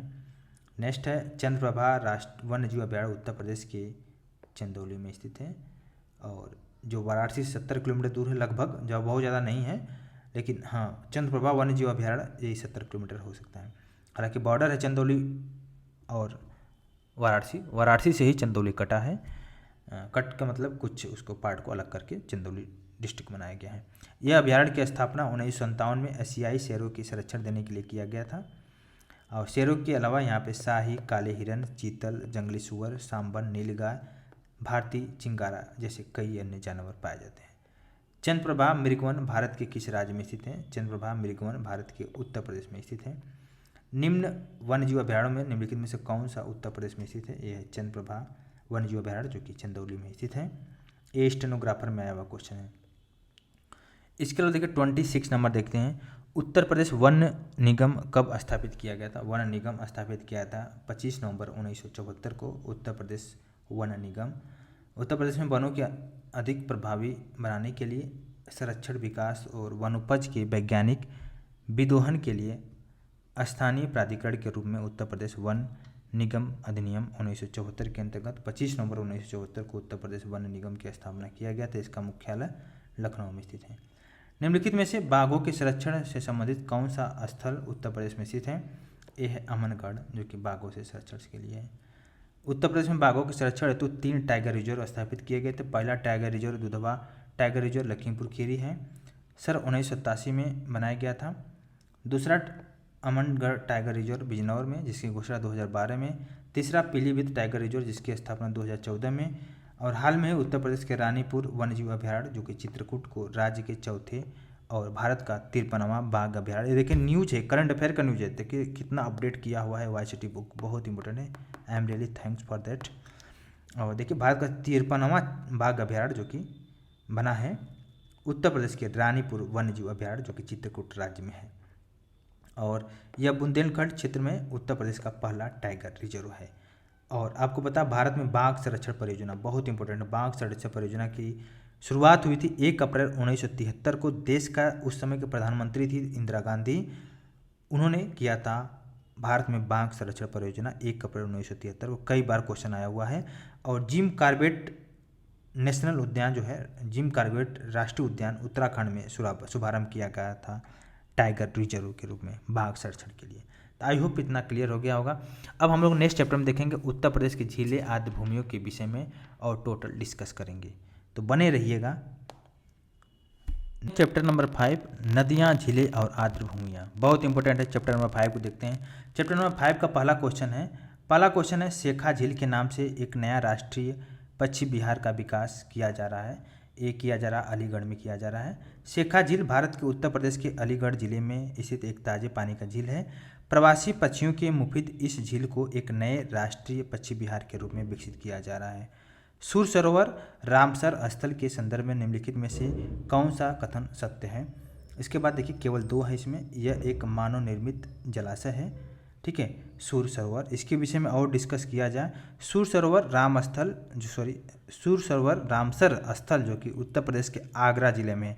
एक क्वेश्चन अभी आया था हाल में ही एग्जाम में, हालांकि 2021 में भी आया हुआ है, यूपीपीसीएस में आया हुआ है, यूपीपीएससी में। देखिए नेक्स्ट में अगर देखा जाए इसमें तो आगरा जिला में स्थित एक मानव निर्मित जलाशय है सूर सरोवर, और इसे कोठम झील के नाम से भी जाना जाता है। भारत के कुल 75 स्थल हैं रामसर आद्र भूमि के अंतर्गत आते हैं।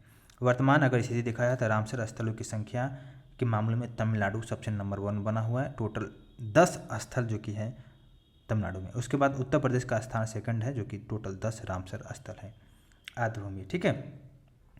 नेक्स्ट देखिए क्वेश्चन, गंगा नदी उत्तर प्रदेश के किस जनपद में प्रवेश करती है? किस जनपद से प्रवेश करती हैं? तो बिजनौर से प्रवेश करती हैं। गंगा नदी उत्तर प्रदेश के बिजनौर जनपद में प्रवेश करती है और उत्तर प्रदेश के 28 जिलों से होकर बहती हैं। और नदियों के किनारे जो प्रमुख नगर हैं, नगर हो गए, जिसमें से प्रयागराज, बनारस, 2 तो बहुत ही फैंटेस्टिक नगर है खासतौर से, और कानपुर भी है। ये 3 जो है प्रयागराज, वाराणसी, कानपुर जो कि प्रमुख महानगर हैं जो कि उत्तर प्रदेश के गंगा नदी के किनारे अवस्थित है। इसके अलावा कन्नौज, मिर्ज़ापुर, गाजीपुर, बलिया भी हैं। भारत सरकार के द्वारा नवंबर 2008 में गंगा नदी को भारत की राष्ट्रीय नदी घोषित किया गया 2008 में। निम्नलिखित में से कौन सा रामसर स्थल उत्तर प्रदेश में स्थित नहीं है? वो है सुरिसर मानसर झीलें। सुरिसर मानसर झीलें उत्तर प्रदेश में स्थित नहीं है। यह भारत के जम्मू कश्मीर में है सुरिसर मानसर झीलें। और सुरिसर मानसर इन दोनों झीलों को क्या बोलते हैं? जुड़वा झीलें कहते हैं, सुरिसर और मानसर झीलों को। जबकि सूर सरोवर आपको पता है अभी जस्ट आगरा में ही 2020 में बना है, ये मानव निर्मित झील है। समस्तपुर पक्षी अभयारण्य अभी रायबरेली में है, 2019 में बना है। सरसई नावर झील इटावा में है, उत्तर प्रदेश 2019 में बना हुआ है, ठीक है। इन्हें क्या बोलते हैं? रामसर स्थल भी घोषित किया गया है सुरसई नावर झील को। इसके अलावा देखा जाए नेक्स्ट क्वेश्चन को देखते हैं, निम्नलिखित में से कौन सी नदी उत्तर प्रदेश में प्रवाहित नहीं होती है? देखिए कौन सी प्रभावित नहीं होती है, तो देखिए गंडक नदी का उद्गम जो कि नेपाल से होता है, जहाँ इसे शालिग्रामी या सालग्रामी और मैदानी भागों में नाराड़ी और सप्तगंडकी कहते हैं। यह नदी उत्तर प्रदेश महाराजगंज कुशीनगर जिले बिहार राज्य की सीमा बनाती हुई पटना के पास गंगा में मिल जाती है। इसके अलावा देखिए सोन नदी मध्य प्रदेश के अमरकंटक से निकलकर उत्तर प्रदेश के सोनभद्र मिर्जापुर जिले से प्रभावित होकर पटना बिहार में गंगा में मिल जाती है। सोन नदी के विषय में देखा आपने। अब देखते हैं हिंडन नदी के विषय में। हिंडन नदी जो कि है सहारनपुर जनपद में कालूवाला खोल नामक शिवलिक की पहाड़ियों से निकलकर मुजफ्फरनगर, शामली, गाजियाबाद होते हुए गौतम बुद्ध नगर जनपद में यमुना में मिल जाती है। कौन सी नदी? हिंडन नदी। अब देखते हैं शारदा नदी के विषय में। इसे काली या महाकाली नदी भी कहते हैं शारदा को। यह नदी कहाँ से निकलती है? उत्तराखंड के पिथौरागढ़ से निकलकर उत्तराखंड व नेपाल की सीमा निर्धारित करती हुई उत्तर प्रदेश में प्रभावित होकर बाराबंकी, जिसको बोलते हैं बहराम घाट के निकट करनाली और घाघरा नदी में मिल जाती है। तो इसमें से कोई भी ऐसा सही नहीं है, सब उत्तर प्रदेश से संबंधित हैं। निम्नलिखित में से ऐसा कौन सा एक सही सम्मिलित नहीं है? कौन सा एक सही सम्मिलित नहीं है? क्वेश्चन नंबर छठा का राइट आंसर है ऑप्शन नंबर डी, सरसई, जो कि आगरा में एक गलत है। सरसई जो कि कहाँ पे आपको देखने को मिलेगा? इटावा में। और इसके अलावा देखिए सौज झील आपको मैनपुरी में मिलेगा, शेखा झील अलीगढ़ में, बखीरा संत कबीरनगर में, वहीं पर सरसई झील इटावा में। ये 2021 में क्वेश्चन आया है, ठीक है।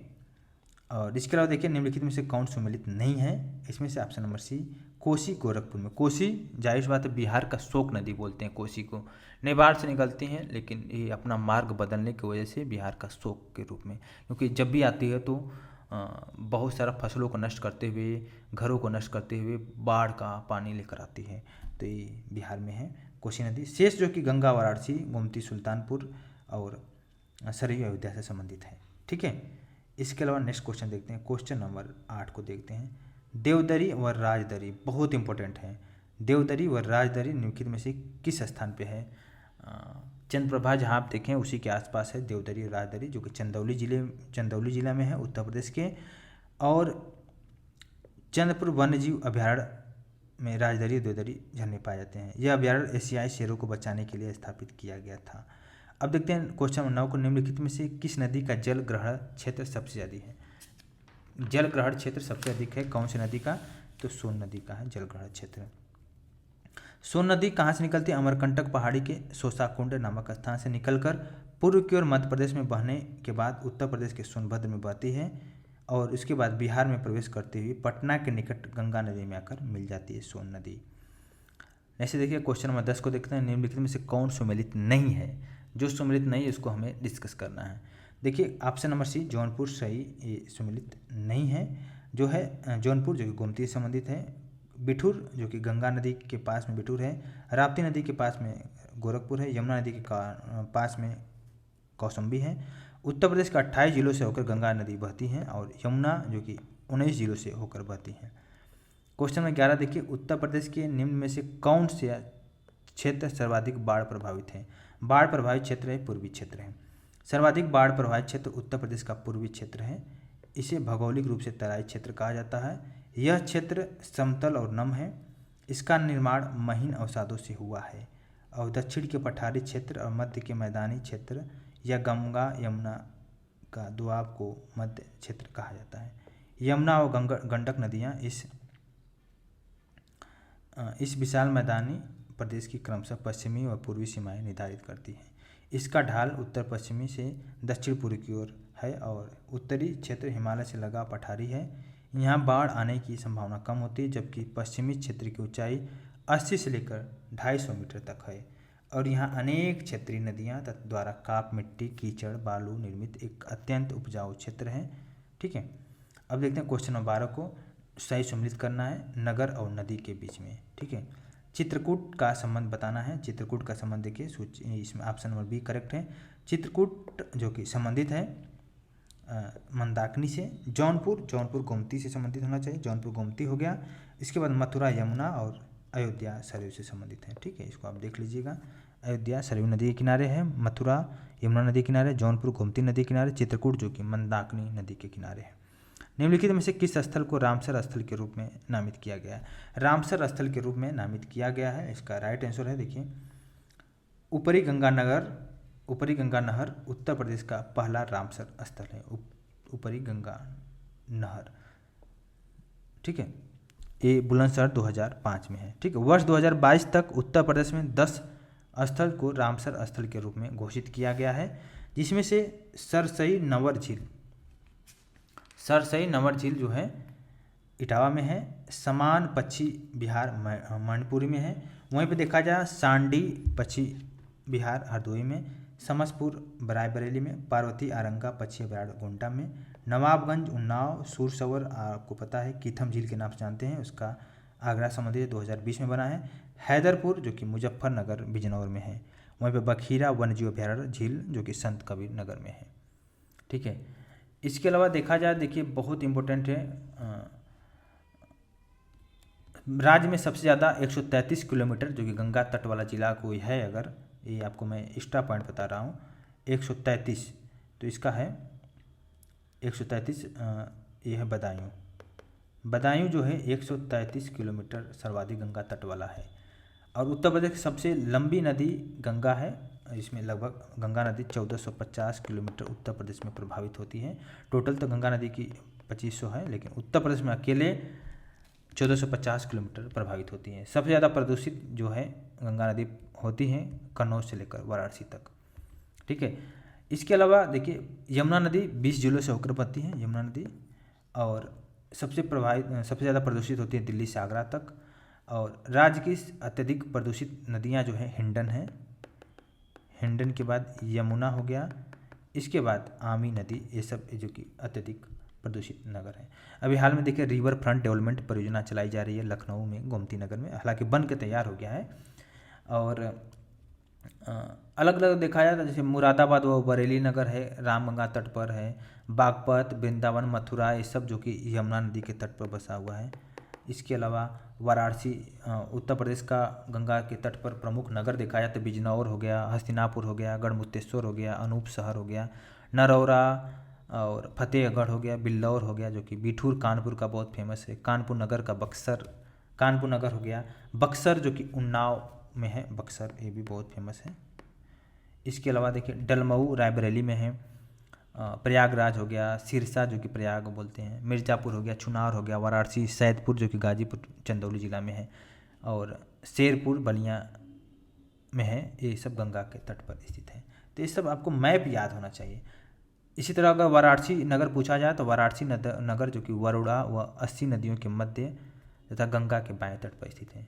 ठीक है, गोरखपुर कहाँ पे है? राप्ती व रोहिणी नदी के तट पे है गोरखपुर।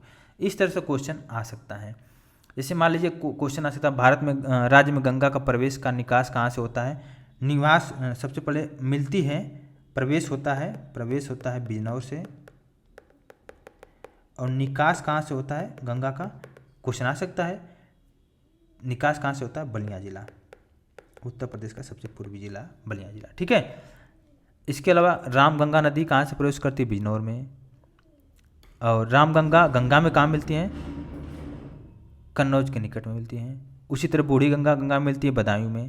तो इस तरह क्वेश्चन आ सकता है। सई नदी कहाँ से निकलती है? बिजवान झील हरदोई से। सई नदी गोमती में मिलती है, जौनपुर में जो कि राजगढ़ है, वहाँ पे सई नदी मिलती है। ठीक है, तो क्वेश्चन आ सकता है।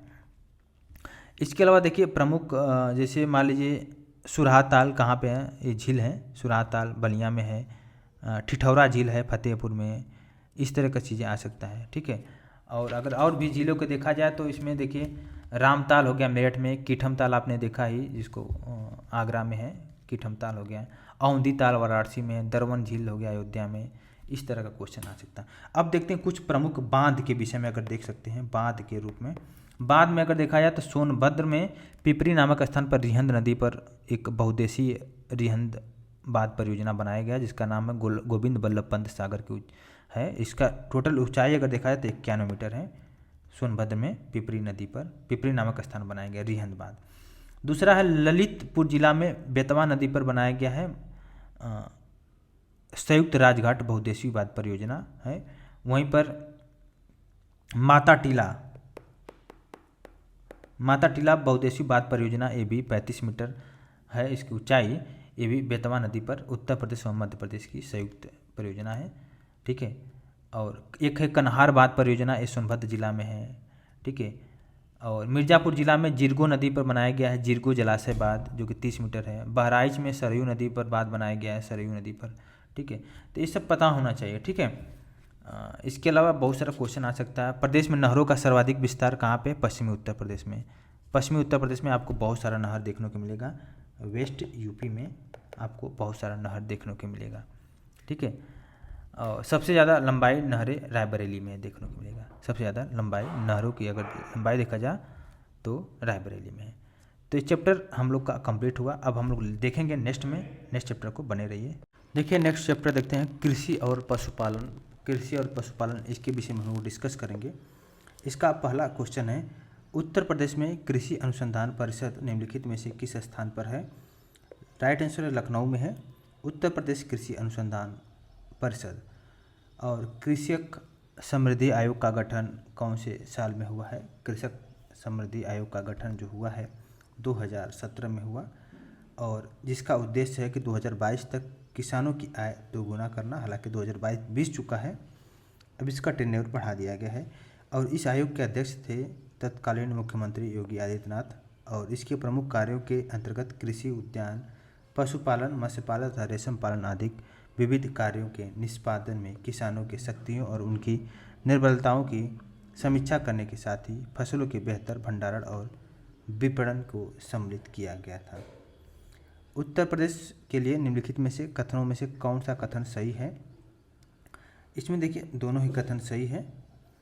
भारत में गन्ना उत्पादक का सबसे बड़ा हब जो है उत्तर प्रदेश है, और प्रथम स्थान भी है। और उच्चतम दुग्ध उत्पादन में भी प्रथम स्थान उत्तर प्रदेश का है। और चावल का सबसे बड़ा उत्पादक पश्चिम बंगाल है, उसके बाद सेकंड पोजीशन पे है उत्तर प्रदेश, ठीक है। और इसके अलावा देखिए नेक्स्ट में, उत्तर प्रदेश में रानी लक्ष्मीबाई केंद्रीय कृषि विश्वविद्यालय झांसी की स्थापना संसद के अधिनियम के द्वारा वर्ष 2014 में किया गया। रानी लक्ष्मीबाई केंद्रीय कृषि विश्वविद्यालय की स्थापना संसद के केंद्रीय विश्वविद्यालय अधिनियम 2014 के तहत झांसी में हुआ था।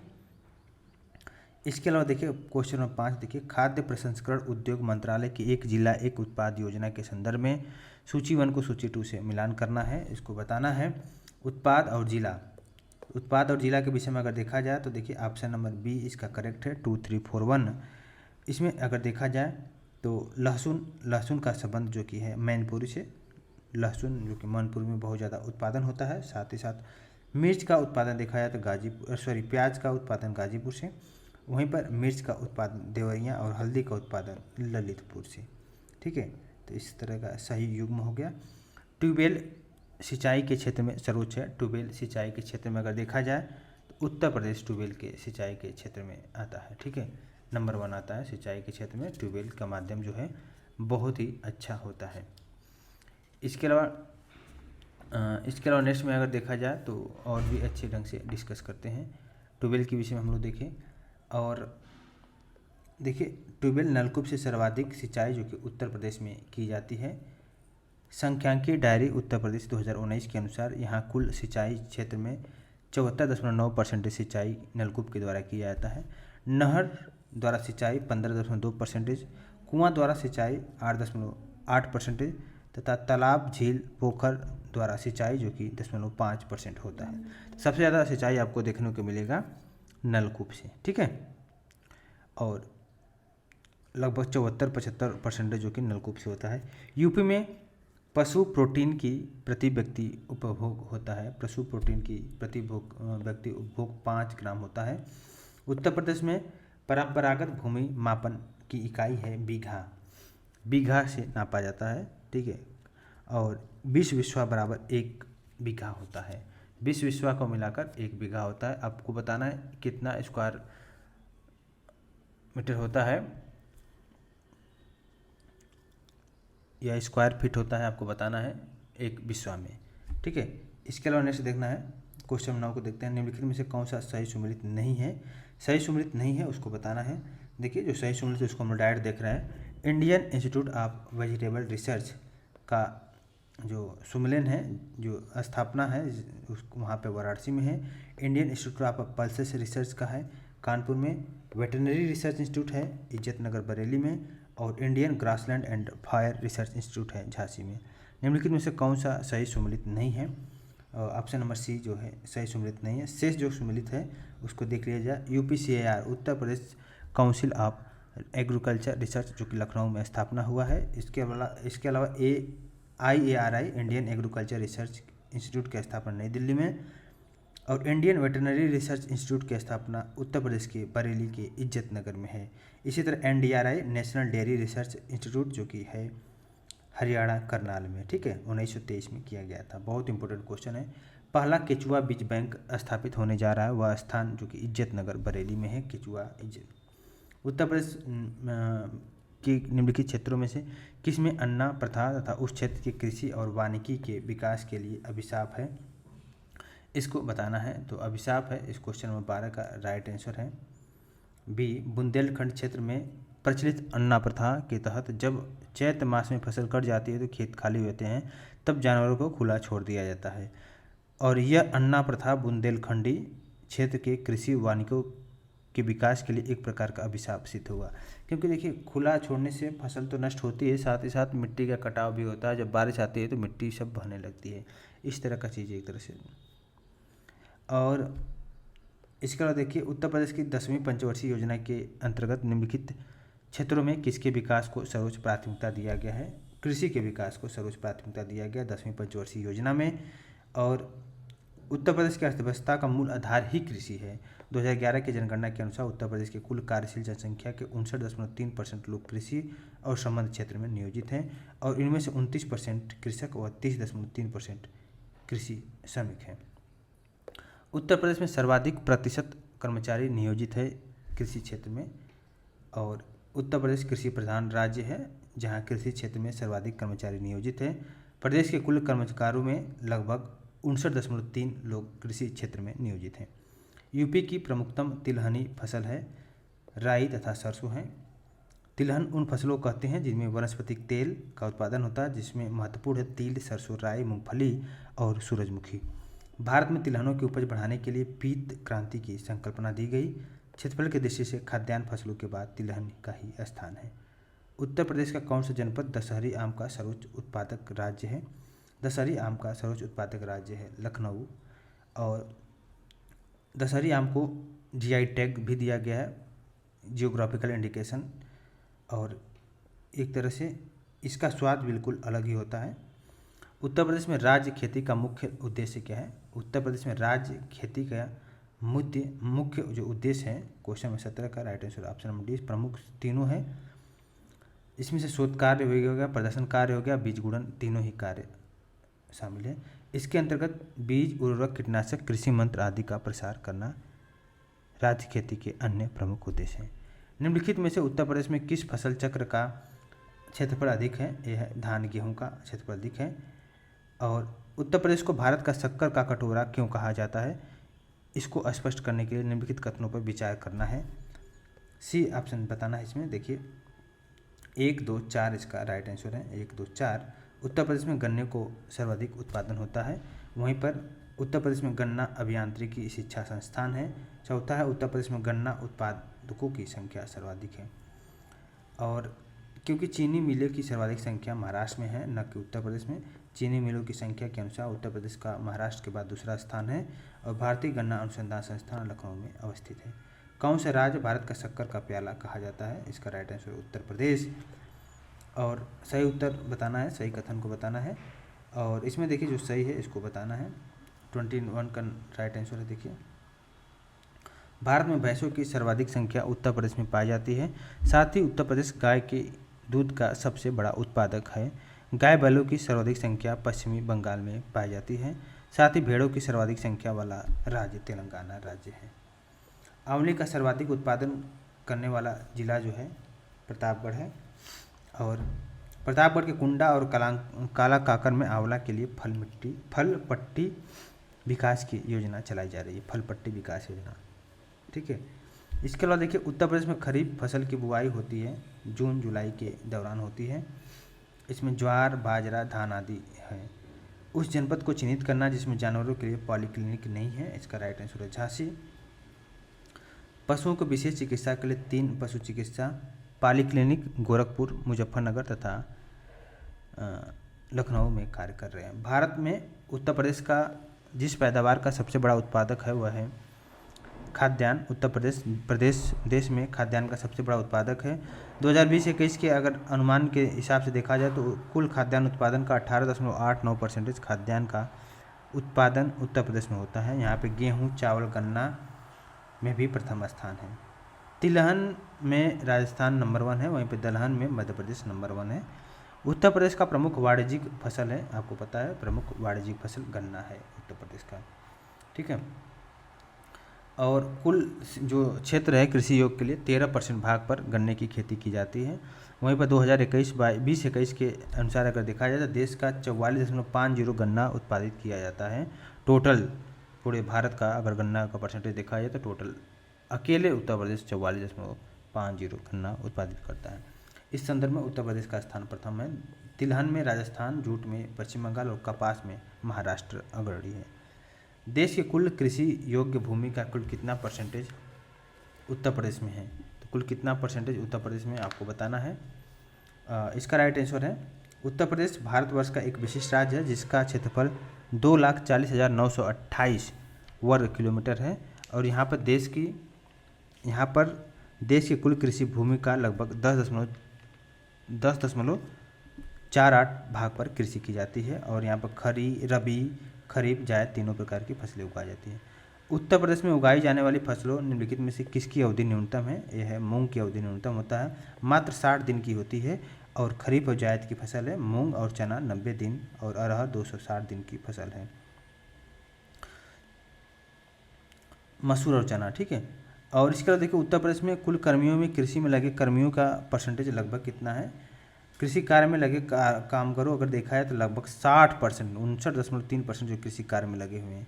उत्तर प्रदेश में केसर का उत्पादन अगर देखा जाए तो आदर्श जलवायु उत्तर प्रदेश में नहीं है। 2015 में अलीगढ़ जनपद के किसान जलाल अहमद ने केसर की खेती द्वारा इसका उत्पादन किया, किंतु ये एक अपवाद और अनूठा उदाहरण मात्र है। उत्तर प्रदेश का फसल गहनता परसेंटेज कितना है, फसल गहनता लगभग कितना है। फसल गहनता के विषय में अगर देखा जाए तो 2016-17 के आंकड़ा के हिसाब से 157.53 है। उत्तर प्रदेश में कृषि उत्पादन बढ़ाने के कौन सा कार्य सबसे अधिक प्रभावी हुआ है। ये हुआ है उन्नत किस्म के बीजों का बढ़ता प्रयोग हुआ है। उत्तर प्रदेश में किस क्षेत्र में सोयाबीन की फसल मुख्यतः पाई जाती है। इसका राइट आंसर बुंदेलखंड क्षेत्र में पाई जाती है। उत्तर प्रदेश में बुंदेलखंड क्षेत्र में जालौन, झांसी, ललितपुर, हमीरपुर, बांदा, महोबा जिलों में सोयाबीन की खेती की जाती है, ठीक है। और निम्नलिखित में से किस दलहन फसल का क्षेत्रफल जो कि अगर देखा जाए उत्तर प्रदेश में सर्वाधिक है, यह है चना का है। उत्तर प्रदेश के अंतर्गत दलहनी फसल में चना का सर्वाधिक क्षेत्रफल है और देश के कुल चना उत्पादक क्षेत्रों का लगभग 6% हिस्सा कवर करता है। भारत के राज्यों में उत्तर प्रदेश निम्नलिखित में से किन फसलों का अग्रणी उत्पादक है। इसका राइट आंसर है गेहूँ, आलू, गन्ना, ठीक है। और मक्का भी है, जौ भी है। उत्तर प्रदेश में गेहूँ, गन्ना, मक्का जो कि उत्पादन में प्रथम स्थान रखता है। और देखिए निम्नलिखित उत्तर प्रदेश के निम्न फसलों का देश में सबसे बड़ा उत्पादक है गन्ना, धान, आलू, मक्का। इसका राइट आंसर 1 और 3, तो केवल गन्ना और आलू में है, ठीक है।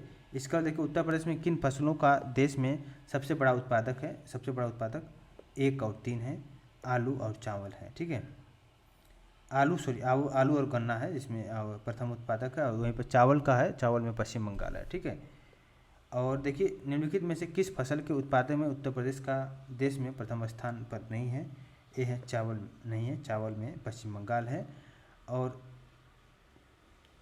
देखिए भारत के समग्र खाद्यान्न का 18.89 भाग उत्पादित किया जाता है और समग्र खाद्यान्न उत्पादन के दृष्टि से उत्तर प्रदेश प्रथम स्थान पर है तथा मध्य प्रदेश दूसरे स्थान पर, वहीं पंजाब तीसरे स्थान पर है।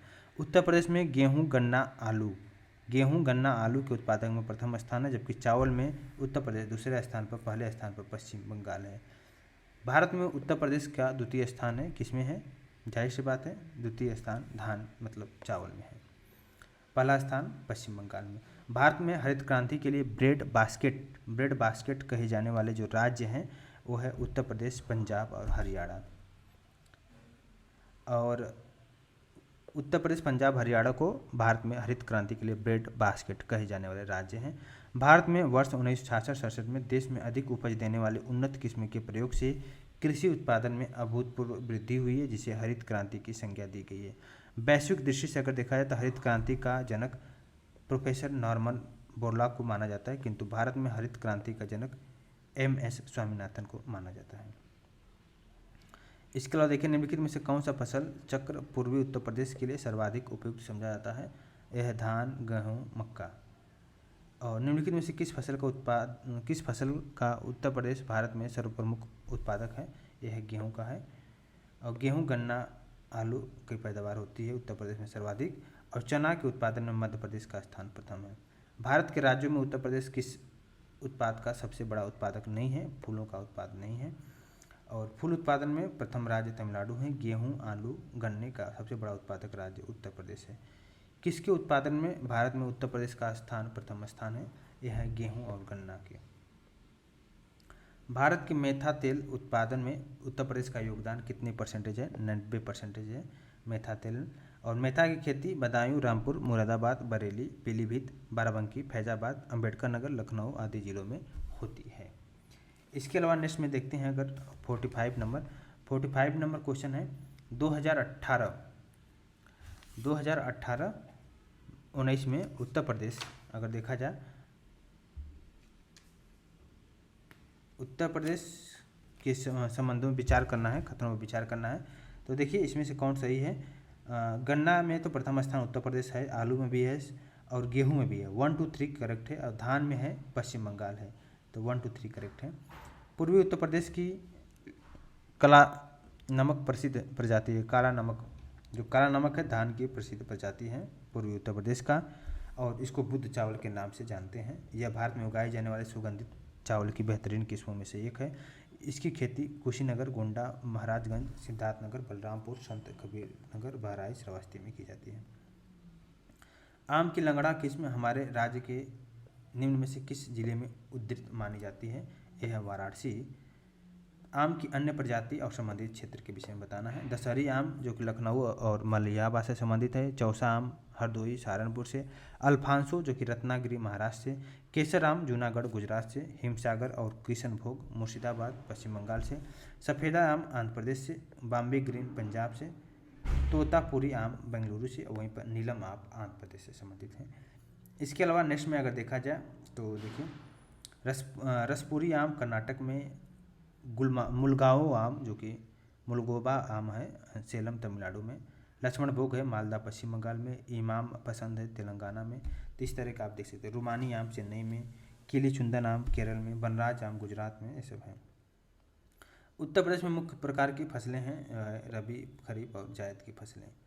उत्तर प्रदेश में प्रमुख रबी की फसलें कौन सी हैं?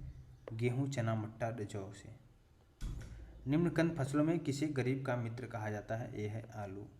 आलू को गरीब का मित्र कहा जाता है। यह एक सस्ती फसल है जिसके कारण गरीबों का मित्र कहा जाता है। यह फसल मूल रूप से दक्षिण अमेरिका की है जिसमें कार्बोहाइड्रेट और विटामिन भरपूर मात्रा में पाया जाता है। आलू की फसल को झुलसा रोग से सबसे अधिक नुकसान होता है। 2017-18 के अनुसार दालों के वैश्विक उत्पादन में अगर देखा जाए भारत का स्थान कितना है? भारत का स्थान इसमें ये है, भारत का सबसे अधिक दाल उत्पादन करने वाला राष्ट्र है सबसे अधिक, और इसमें मध्य प्रदेश, राजस्थान, महाराष्ट्र का योगदान 1 2 3 नंबर पे है। ठीक है। इसके अलावा ये आंकड़ा चेंज होता रहता है। 2021-22 में राजस्थान नंबर 1 हो गया और Madhya Pradesh second number, third number Maharashtra हो गया। ठीक है। और वर्तमान में सबसे बड़ा दाल उत्पादक भारत है, इसके साथ ही सबसे बड़ा उपभोक्ता भी है भारत ही। और उत्तर प्रदेश में कृषि कुंभ 2018 का आयोजन जो कि लखनऊ में किया गया है। और इसके अलावा आलू के उत्पादन में भारत में उत्तर प्रदेश का स्थान जो कि नंबर 1 पर है। ठीक। 19 अगस्त को राष्ट्रीय आलू दिवस के रूप में मनाया जाता है, इसको भी याद कर लीजिए। केंद्रीय आलू अनुसंधान केंद्र हिमाचल प्रदेश की राजधानी शिमला में है। केंद्रीय आलू अनुसंधान केंद्र। उत्तर प्रदेश के आगरा जिले में रुई कपास की स्वदेशी किस्म की बुआई का उपयुक्त समय निम्नलिखित में से कौन सा है? यह है अप्रैल का पहला पखवाड़ा है। उत्तर प्रदेश के आगरा जिले में रुई कपास की स्वदेशी किस्म की बुआई के लिए उपयुक्त समय अप्रैल का पहला पखवाड़ा है। कपास की खेती प्रदेश के गंगा, यमुना, दोआब, बुंदेलखंड, रुहेलखंड के क्षेत्र में की जाती है। प्रमुख रूप से अगर देखा जाए तो आगरा, मथुरा, अलीगढ़, हाथरस में भी कपास की खेती की जाती है। इसके अलावा देखा जाए उत्तर प्रदेश का सबसे बड़ा उत्पादक है, ये है आम है, आम का सबसे बड़ा उत्पादक है। मध्य प्रदेश अमरूद का, वहीं बिहार लीची का सबसे बड़ा उत्पादक राज्य है। आम का वैज्ञानिक नाम है मैगीफेरा इंडिका। भारत में उत्तर प्रदेश का गन्ना उत्पादक कौन से स्थान में है? प्रथम स्थान पे उत्तर प्रदेश का स्थान गन्ना के अलावा अगर देखा जाए गेहूं में भी है, आलू में भी, दूध में भी, कुल खाद्यान्न में भी प्रथम स्थान रखता है उत्तर प्रदेश। उत्तर प्रदेश चावल में सेकंड नंबर पे है, प्रथम स्थान जो कि पश्चिम बंगाल में है। उत्तर प्रदेश देश के एक गन्ना उत्पादक राज्यों में से एक है और भारतीय गन्ना अनुसंधान संस्थान लखनऊ में स्थित है और भारतीय चीनी अनुसंधान कानपुर में है। ये दोनों ही बहुत इंपॉर्टेंट है। निम्नलिखित में से कौन सा विकल्प उत्तर प्रदेश की महत्वपूर्ण अनाज फसलों के नाम का उल्लेख करता है? ये है ऑप्शन में भी चावल, गेहूं, बाजरा, जौ और मक्का। निम्नलिखित में से कौन सा राज्य भारत में खाद्यान्न का सबसे बड़ा उत्पादक है? ये है उत्तर प्रदेश खाद्यान्न का सबसे बड़ा उत्पादक है। इसके अलावा हम लोग डिस्कस करते हैं और भी चीज़ों को। ऑपरेशन फ्लड देखिए 1970-71 में केंद्र सरकार के द्वारा चलाया गया ऑपरेशन फ्लड। 1970 और 71 में ऑपरेशन फ्लड चलाया गया और इसके तहत 1973 में राज्य के 3 जिले वाराणसी, मेरठ और बलिया में ऑपरेशन फ्लड 1 का शुरुआत किया गया था। ऑपरेशन फ्लड भी बहुत ही दूध उत्पादन के लिए किया गया था। ठीक है, इसी तरह अगर हम और भी बातों को और भी देखें चीज़ों को तो जैसे कि मान लीजिए प्रदेश में केंद्र के सहयोग से बुंदेलखंड क्षेत्र के जो भाभरी झांसी वाला क्षेत्र है, ठीक है, झांसी का क्षेत्र है, एक पशु चारा बैंक स्थापित किया जा रहा है और इसमें ग्रीष्म ऋतु में भी प्रायः चारा संकट उत्पन्न हो जाता है। ठीक है, तो इसके लिए इसको उत्पादन किया जा रहा है। और उत्तर प्रदेश गोवध अधिनियम है, निवारण अधिनियम 1955 गोवंशी पशुओं को वध से संरक्षण को प्रदान करता है। वर्तमान में कुल मिला के 8 राजकीय गौसादन है। ठीक है, उत्तर प्रदेश गोवा सेवा आयोग का भी स्थापना 1999 में भी किया गया। ठीक है, तो ये दूध के विषय में आपने देखा। और इसके अलावा अगर देखा जाए कृषि से संबंधित तो कृषि से संबंधित बहुत कृषि पार्क का स्थापना किया जा रहा है जहाँ पे किसानों को उचित दाम दिलाने के लिए, जैसे हापुड़ हो गया, लखनऊ, वाराणसी, सहारनपुर, हापुड़, लखनऊ, वाराणसी, सहारनपुर, यहाँ पे कृषि पार्क का स्थापना किया जा रहा है। किसान मित्र योजना जो कि सरकार के द्वारा चलाया जा रहा है, जो कि प्रदेश में किसानों को सभी तरह की जानकारी उपलब्ध कराने के लिए प्रत्येक पंचायत में एक किसान मित्र जो कि कृषि स्नातक इंटर नियुक्ति संबंधी योजना 18 जून 2001 से शुरू की जा रही है। ठीक है, इसके अलावा किसान वृद्धावस्था पेंशन योजना भी शुरू किया गया, 2 अक्टूबर 2003 से शुरू किया गया है। जितने भी 60 साल से ऊपर के जो लोग रहेंगे और उनके और 3 एकड़ भूमि तक किसानों को 500 रुपये मासिक पेंशन देने की व्यवस्था की जाए। किसान क्रेडिट कार्ड आपको पता ही है 1999-2000 से संचालित है किसान क्रेडिट। उसमें क्या होता है, न्यूनतम ब्याज दर पर ऋण मिलता है। ठीक है, तो इस तरह की चीज़ आपको देखने को मिलेगा।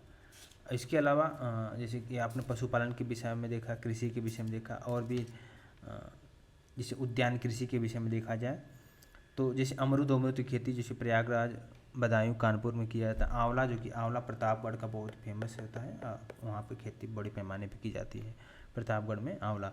केला के लिए अगर देखा जाए तो वाराणसी, कौशाम्बी, प्रयागराज और गोरखपुर में केला का उत्पादन किया जाता है। लीची सहारनपुर, मेरठ हो गया, नींबू हो गया बुंदेलखंड क्षेत्र होता है। संतरा की खेती सहारनपुर के आसपास बुंदेलखंड के कुछ क्षेत्रों में की जाती है। आलू तो उत्तर प्रदेश नंबर 1 है आलू के उत्पादन में। तो आलू देखा जाए तो प्रदेश जो मेन क्षेत्र है फर्रुखाबाद, कन्नौज, हाथरस, आगरा, मेरठ, बदायूं, बागपत, फिरोजाबाद, रामपुर, अलीगढ़, गाजियाबाद, इटावा, ये सब जो कि आलू के लिए है। ठीक है, और आलू अनुसंधान केंद्र भी बाबूगढ़ में स्थापित किया गया है। बाबूगढ़ में आलू अनुसंधान केंद्र स्थापित किया गया है। हल्दी के लिए, हल्दी में भी उत्तर प्रदेश अग्रणी राज्य है। ठीक है, बुंदेलखंड में ज़्यादा इसका पैदावार होता है। प्याज, लहसुन भी उत्तर प्रदेश में पर्याप्त मात्रा में होता है, जो कि मैनपुरी, इटावा, फर्रुखाबाद यहाँ पे खेती की जाती है। ठीक है, तो ये सब आपने देखा। पान देखिए, महोबा का पान बहुत फेमस है। महोबा, उन्नाव, ये सब प्रतापगढ़, बलिया, गाजीपुर, ये सब यहाँ पे पान की खेती की जाती है। ठीक है, तो ये सब चीज़ आपको देखने को मिला। और तो आई होप इतना क्लियर हो गया होगा। अब नेक्स्ट चैप्टर में हम लोग डिस्कस करेंगे। नेक्स्ट चैप्टर है, हम देखते हैं सिंचाई और बहुउद्देशीय नदी घाटी परियोजना के विषय में। बहुत इंपॉर्टेंट चैप्टर है, देर न करते हुए स्टार्ट करते हैं। पहला क्वेश्चन है, निम्नलिखित में से कौन सा बात उत्तर प्रदेश में नहीं है? इसका राइट आंसर है, पहला का राइट आंसर देखिए, कौन सा बाग उत्तर प्रदेश में नहीं है? बदुआ नहीं है, बदुआबाद। और बदुआ है कहाँ पे? बांका बिहार में है। वहीं पर अहरौरा जो कि आपको मिर्ज़ापुर में देखने को मिलेगा, अहरौरा आपको देखने को मिलेगा मिर्ज़ापुर में। इसके अलावा बघेलखंड बलरामपुर में बघेलखंड मिलेगा जो कि उत्तर प्रदेश में है, ठीक है। इसके अलावा देखा जाए अडवा कहाँ मिलेगा? मिर्ज़ापुर में मिलेगा, अडवा मिर्ज़ापुर में दोनों ही मिलेगा, ठीक है। इसके अलावा नेक्स्ट क्वेश्चन देखते हैं, उत्तर प्रदेश का सबसे बड़ी बहुउद्देशीय परियोजना निम्नलिखित में से कौन सी है? सबसे बड़ी बहुउद्देशीय परियोजना है रिहंद परियोजना, ठीक है, रिहंद परियोजना है, ठीक। और इसके विषय में अगर देखा जाए तो रिहंद बांध उत्तर प्रदेश में सोनभद्र जिले के पिपरी गांव में एक गुरुत्वाकर्षण बांध है। रिहंद बांध को बोलते हैं गोविंद बल्लभ पंत सागर के नाम से जानते हैं। उत्तर प्रदेश में सिंचाई का सबसे बड़ा स्रोत है नलकूप, ठीक है। नलकूप अगर देखा जाए उत्तर प्रदेश का नहर सिंचाई में देश में प्रथम स्थान है। और प्रदेश में कुल मिलाकर 2166 हेक्टेयर मतलब टोटल सिंचित क्षेत्र का 15.2% जो कि नहर सिंचाई के अंतर्गत आते हैं। और उत्तर प्रदेश का जो पश्चिमी भाग है, नहरों का घनत्व तो बहुत ज़्यादा देखने को मिलेगा। नलकूप से लगभग 74.9% सिंचाई होती है, वहीं पर नहर से 15.2, कुआं से 8.8 और तालाब से 5.5 और अन्य से 10.6% होता है। उत्तर प्रदेश में निम्नलिखित में सिंचाई के साधनों में से सबसे किसकी सर्वाधिक क्षेत्रफल न्यूनतम है? यह है नलकूप है। निम्नलिखित में से कौन सा नहर उत्तर प्रदेश में अधिकतम क्षेत्रफल की सिंचाई करता है? तो इसमें देखने में बताना है कौन सा नहर अधिकतम क्षेत्रफल की सिंचाई करता है। इसमें इसका राइट आंसर शारदा नहर है। शारदा नहर के विषय में अगर देखा जाए तो सबसे अधिकतम क्षेत्रफल की सिंचाई करता है शारदा नहर। यह उत्तर प्रदेश राज्य का सबसे लंबी नहर है, ठीक है। अब ये इसके विषय में थोड़ा सा और डिटेल्स में हम लोग देख लेते हैं। और यह चंपावत के बनवासा जो कि उत्तर प्रदेश, उत्तराखंड और नेपाल सीमा पर नामक स्थान पर शारदा नदी से निकलती है। नहर का निर्माण 1920 में प्रारंभ हुआ और 1928 में पूरा हुआ और लगभग 8 लाख हेक्टेयर भूमि का सिंचाई किया जाता है शारदा नहर से। उत्तर प्रदेश का सबसे लंबा नहर है शारदा नहर। भारत में नलकूप और कूप से सिंचित अधिकतम क्षेत्रफल वाला राज्य है उत्तर प्रदेश। और उत्तर प्रदेश 83.7% भूभाग की नलकूप द्वारा सिंचाई की जाती है। उत्तर प्रदेश के समस्त कृषित क्षेत्र 78.48% सिंचित क्षेत्र के अंतर्गत आता है। अर्जुन बांध नहर से उत्तर प्रदेश का लंबावित जिला है हमीरपुर है। अर्जुन बांध उत्तर प्रदेश के महोबा जिला के चरखारी में अर्जुन नदी में बनाया गया है। अर्जुन बांध की 42 किलोमीटर लंबी मुख्य नहर से महोबा और हमीरपुर जिले से सिंचाई की जाती है। अर्जुन बांध नहर से उत्तर प्रदेश का लंबावित जिला है हमीरपुर है। निम्नलिखित में से कौन सा उत्तर प्रदेश का पेयजल परियोजना है? यह है गोकुल बैराज परियोजना जो कि उत्तर प्रदेश का है। और इसका निर्माण हुआ 1980 के दशक में आगरा, मथुरा, वृंदावन नगरों को पेयजल उपलब्ध कराने के लिए किया गया। उत्तर प्रदेश के मथुरा और गोकुल के मध्य यमुना नदी पर इस परियोजना का निर्माण कराया गया है। उत्तर प्रदेश में रानी लक्ष्मीबाई बांध परियोजना कहाँ पे है? रानी लक्ष्मीबाई बांध परियोजना देखा जाए तो है बेतवा नदी पर है रानी लक्ष्मीबाई बांध परियोजना। और जो मध्य प्रदेश तथा उत्तर प्रदेश सरकार की संयुक्त परियोजना है, यह ललितपुर, झांसी, हमीरपुर और जालौन की लगभग 2.6 लाख एकड़ भूमि सिंचित करती है। इसके अलावा देखिए नेक्स्ट क्वेश्चन नंबर 11, दक्षिणी उत्तर प्रदेश का औरैया जिला प्रमुख रूप से जो कि शुद्ध देसी घी के लिए फेमस है। और यह जिला कानपुर मंडल के अंतर्गत आता है। गुड़ का प्रमुख उत्पादक अगर देखा जाए तो अयोध्या है, मुजफ्फरनगर है। और हींग का प्रमुख उत्पादक जिला है हाथरस में हींग की खेती होती है। इसके अलावा देखिए प्राकृतिक रूप से उगने वाला बहुवर्षीय घास जिसे स्थानीय भाषा में बोला जाता है उसको बोलते हैं सरपत। और अमेठी जिला के तराई क्षेत्र में पाया जाता है। और स्थानीय लोग इस घास से कई प्रकार के सजावटी सामान और घरेलू उत्पाद बनाते हैं जिन्हें मूंज उत्पाद कहते हैं। प्राकृतिक रूप से उगने वाले बहुवर्षीय घास जिसे स्थानीय भाषा में सरपत या मूंज घास के रूप में जाना जाता है, यह उत्तर प्रदेश के अमेठी जिला के तराई क्षेत्र में पाया जाता है। स्थानीय लोग इसे कई प्रकार के सजावटी सामान और उत्पाद बनाते हैं। सरपत कुश की तरह ही एक घास होती है जिसमें टहनियाँ नहीं होती है। निम्नलिखित में से कौन सी फसल उत्तर प्रदेश में आमतौर पर या व्यापक रूप से उगाई नहीं जाती है? इसका राइट आंसर है कपास है। उत्तर प्रदेश में व्यापक रूप से उगाई जाने वाली फसलों में गेहूँ, चावल, तिलहन, गन्ना, जौ है। कपास उत्तर प्रदेश में नहीं उगाया जाता है। यहाँ की मिट्टी कपास की खेती के लिए उपयुक्त नहीं है। कपास का उत्पादन प्रमुख रूप से गुजरात और महाराष्ट्र में किया जाता है। इसके लिए काली मिट्टी सबसे उपयुक्त होता है। उत्तर प्रदेश में करेल मिट्टी के नाम से भी जानते हैं काली मिट्टी को, ठीक है। और नींबू प्रधानतम जो कि कहाँ पाया जाता है? नींबू जो कि सहारनपुर और मेरठ में मोस्टली पाया जाता है। और नींबू का वैज्ञानिक नाम है साइट्रम लीमोन। साइट्रम लीमोन नींबू का वैज्ञानिक नाम है। इसके अलावा देखिए, भारत के कुल गन्ना उत्पादक का कितना परसेंट उत्तर प्रदेश में पैदा करता है? 25 से 40% उत्तर प्रदेश पैदा करता है। और भारत कुल गन्ना उत्पादन में 44.5% उत्तर प्रदेश का है। और गन्ना उत्पादन में उत्तर प्रदेश का 44.5, महाराष्ट्र 25.45, कर्नाटक 10.54 है। भारत में आमों का सबसे बड़ा उत्पादक राज्य कौन सा है? यह है उत्तर प्रदेश है आमों का सबसे बड़ा उत्पादक राज्य। इसके बाद आंध्र प्रदेश, कर्नाटक, बिहार, गुजरात आदि स्थान है, ठीक है।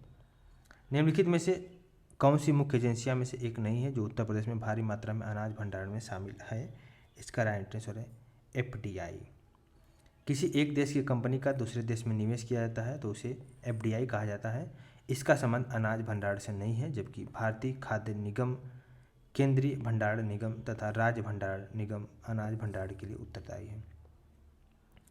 कृषि आर्थिक अनुसंधान केंद्र की रिपोर्ट 2014-15 के अनुसार उत्तर प्रदेश के बारे में कौन सा सच नहीं है? अगर देखा जाए तो उत्तर प्रदेश में 5 भारतीय कृषि अनुसंधान परिषद संस्थाएं हैं। और 2014-15 के अनुसार उत्तर प्रदेश में 28 कृषि विज्ञान केंद्र, 4 राज्य कृषि विश्वविद्यालय, 4 राष्ट्रीय शोध केंद्र। वर्तमान में उत्तर प्रदेश में 89 कृषि विज्ञान केंद्र कार्यरत है। प्रथम कृषि केंद्र पौंडीचेरी में 1974 में खोला गया है। उत्तर प्रदेश में निम्नलिखित में से किस जिले में बाबू गेंदा सिंह गन्ना शोध संस्थान स्थित है? इसका राइट आंसर है 19 का। इसका देखते हैं, इसका राइट आंसर है बाबू गेंदा सिंह गन्ना शोध संस्थान उत्तर प्रदेश के कुशीनगर में है। यह संस्थान जो कि सेवरही नामक स्थान पर है और इसकी स्थापना 1976 में किया गया। और इस संस्थान के पहले निदेशक, इतना देखिए नहीं पूछ सकता, डॉक्टर HN सिंह बनाए गए थे। उत्तर प्रदेश का बीज प्रमाणीकरण ब्यूरो जो कि आलमबाग में है। आलमबाग कहाँ पे? लखनऊ में है। और इसकी स्थापना 2002 में किया गया था। उत्तर प्रदेश में कृषक समृद्धि आयोग की स्थापना देखा जाए तो 2017 में कृषक समृद्धि आयोग की स्थापना किया गया था। इसकी अध्यक्षता जो कि मुख्यमंत्री के द्वारा गठित की गई थी। कृषि समृद्धि आयोग 2022 तक किसानों की आय दोगुना करना था, हालांकि ये टेन्योर ऊपर हो चुका है। उत्तर प्रदेश का परीक्षा बाग नदी जो कि बेतवा नदी पे है। और परीक्षा बाग उत्तर प्रदेश के झांसी जिले के परीक्षा नामक स्थान पर बेतवा नदी पर बनाया गया है। उत्तर प्रदेश में आलू निर्यात जोन आगरा में है और इसमें आलू निर्यात के लिए आगरा जोन की स्थापना किया गया है। उत्तर प्रदेश के तराई क्षेत्र में मुख्य रूप से उगाई जाने वाली सुगंधित चावल किस्म का नाम बताना है, तो इसका राइट आंसर है काला नमक है। काला नमक उत्तर प्रदेश के तराई क्षेत्र में मुख्य रूप से उगाई जाने वाली सुगंधित चावल किस्म है। यह भारत के अच्छे गुणवत्ता वाले सुगंधित चावलों में से एक है। इसकी खेती बौद्ध काल 600 ईसा पूर्व से की जा रही है। यह पूर्वी उत्तर प्रदेश के हिमालयी तराई क्षेत्र में काफ़ी मात्रा में उगाया जाता है और इसे उत्तर प्रदेश में सुगंधित काले मोती के रूप में जाना जाता है। चावल के अधिक उत्पादन के कारण चंदौली को चावल का कटोरा कहा जाता है। इसके अलावा नेक्स्ट देखते हैं, नेक्स्ट है क्वेश्चन, उत्तर प्रदेश में नहरों के माध्यम से सतह के पानी की बेहतर आपूर्ति प्रदान करने के लिए इनमें से कौन सा प्रमुख सिंचाई और बहुउद्देशीय परियोजनाओं में से एक नहीं है? इसका राइट आंसर वर्षाजनक नहीं है। इस उद्देश्य से 1973-74 में प्रदेश में 3 समादेश विकास परियोजना शारदा सहायक, रामगंगा, गंडक को शुरू किया गया है। शारदा नहर उत्तर प्रदेश की सबसे बड़ी नहर प्रणाली है। उत्तर प्रदेश राज्य में टिहरी बांध परियोजना किस देश के सहयोग से पूरी की जाएगी? ये है सोवियत रूस से। टिहरी बांध परियोजना का निर्माण भारत के उत्तराखंड राज्य के टिहरी जिले में भागीरथी नदी पर सोवियत रूस के सहयोग से किया गया है। टिहरी बांध की ऊंचाई 260.5 मीटर है और वर्तमान में इसका स्थापित क्षमता 2400 मेगावाट है। भारत सरकार ने यहाँ अतिरिक्त 1000 मेगावाट की सिंचाई लगाने की मंजूरी दिया है। और टिहरी बांध परियोजना पर केंद्र सरकार ने 75% व राज्य सरकार ने 25% धन व्यय किया है। उत्तर प्रदेश में निम्नलिखित में से कौन सा ऊंचा बांध है? इसमें है रामगंगा बांध, जो कि 1978 में धामपुर बिजनौर में के रामगंगा नदी पर बनाया गया है। रामगंगा बांध का निर्माण 127.5 मीटर ऊंचा है, जबकि माता टीला का निर्माण 1958 में बेतवा नदी पर बनाया गया। इसकी ऊंचाई मात्र 45.72 मीटर है। रिहंद बांध सोनभद्र के रिहंद नदी पर बनाया गया। इसकी ऊंचाई 91.46 मीटर है। वहीं पर मेजाबाद मिर्जापुर के बेलन नदी पर बनाया गया। इसकी ऊंचाई 40 मीटर है। उत्तर प्रदेश राज्य में परीक्षा बांध किस नदी पर बनाया गया है? परीक्षा बांध देखिए बनाया गया है बेतवा नदी पर परीक्षा बांध बनाया गया है, ठीक है। और इसके जलाशय का उपयोग बिजली उत्पादन के लिए परीक्षा थर्मल पावर प्लांट द्वारा किया जाता है, ठीक है। इसके अलावा देखिए नेक्स्ट क्वेश्चन देखते हैं। ये चैप्टर जो है हम लोग का है पर्यटन के विषय में देखेंगे। उत्तर प्रदेश में पर्यटन को बहुत ही अच्छे ढंग से डिस्कस करेंगे, ठीक है। तो पर्यटन को अगर हम लोग डिस्कस करें तो आर्यभट्ट नक्षत्रशाला स्थित है आर्यभट्ट, तो इसका राइट आंसर है गाजियाबाद में नक्षत्रशाला स्थित है, ठीक है। इसके विषय में अगर हम लोग और भी अच्छा ढंग से देखें तो इसको हम लोग देखेंगे। देखिए आर्यभट्ट नक्षत्रशाला कहाँ पे है? रामपुर में स्थित है। और इसके अलावा देखिए इंदिरा गांधी नक्षत्रशाला नई दिल्ली लखनऊ में है। वीर बहादुर सिंह नक्षत्रशाला गोरखपुर में। डॉक्टर भीमराव अंबेडकर आर्यभट्ट नक्षत्रशाला रामपुर में। जवाहर नक्षत्रशाला जो कि है प्रयागराज में है, ठीक है। और पर्यटन विकास के निगम की स्थापना किया गया था 1974 में। और इसके अलावा देखिए राज्य पर्यटन विगादिन फूड क्राफ्ट इंस्टीट्यूट जो कि अलीगढ़ में स्थित है। सबसे इम्पोर्टेंट है देखिए दिवस, राज्य पर्यटन दिवस 2016 में मनाया जाता है। कब मनाया जाता है? 2016 से 14 फरवरी को राज्य पर्यटन दिवस मनाया जाता है। बहुत इंपॉर्टेंट है, दिवस ही पता होना चाहिए। और देखिए विदेशी पर्यटकों को आकर्षित करने में उत्तर प्रदेश का स्थान नंबर 1 रहता है, ठीक है। और इसके अलावा देखिए घरेलू पर्यटक में भी उत्तर प्रदेश का स्थान नंबर 1 है। भारत में अगर सबसे ज़्यादा विदेशी पर्यटक अगर कोई स्मारक करता है तो वह है ताजमहल। ताजमहल कहाँ पे है? ताजमहल जो कि है आगरा में, ठीक है। आगरा में ताजमहल है, ठीक है। इसके अलावा नेक्स्ट में देखते हैं डॉक्टर भीमराव अम्बेडकर नक्षत्रशाला जो कि है रामपुर में है। डॉक्टर भीमराव अम्बेडकर नक्षत्रशाला, ठीक है। इसमें देखा जाए जो कि प्रदेश की प्रथम डिजिटल नक्षत्रशाला रामपुर में है।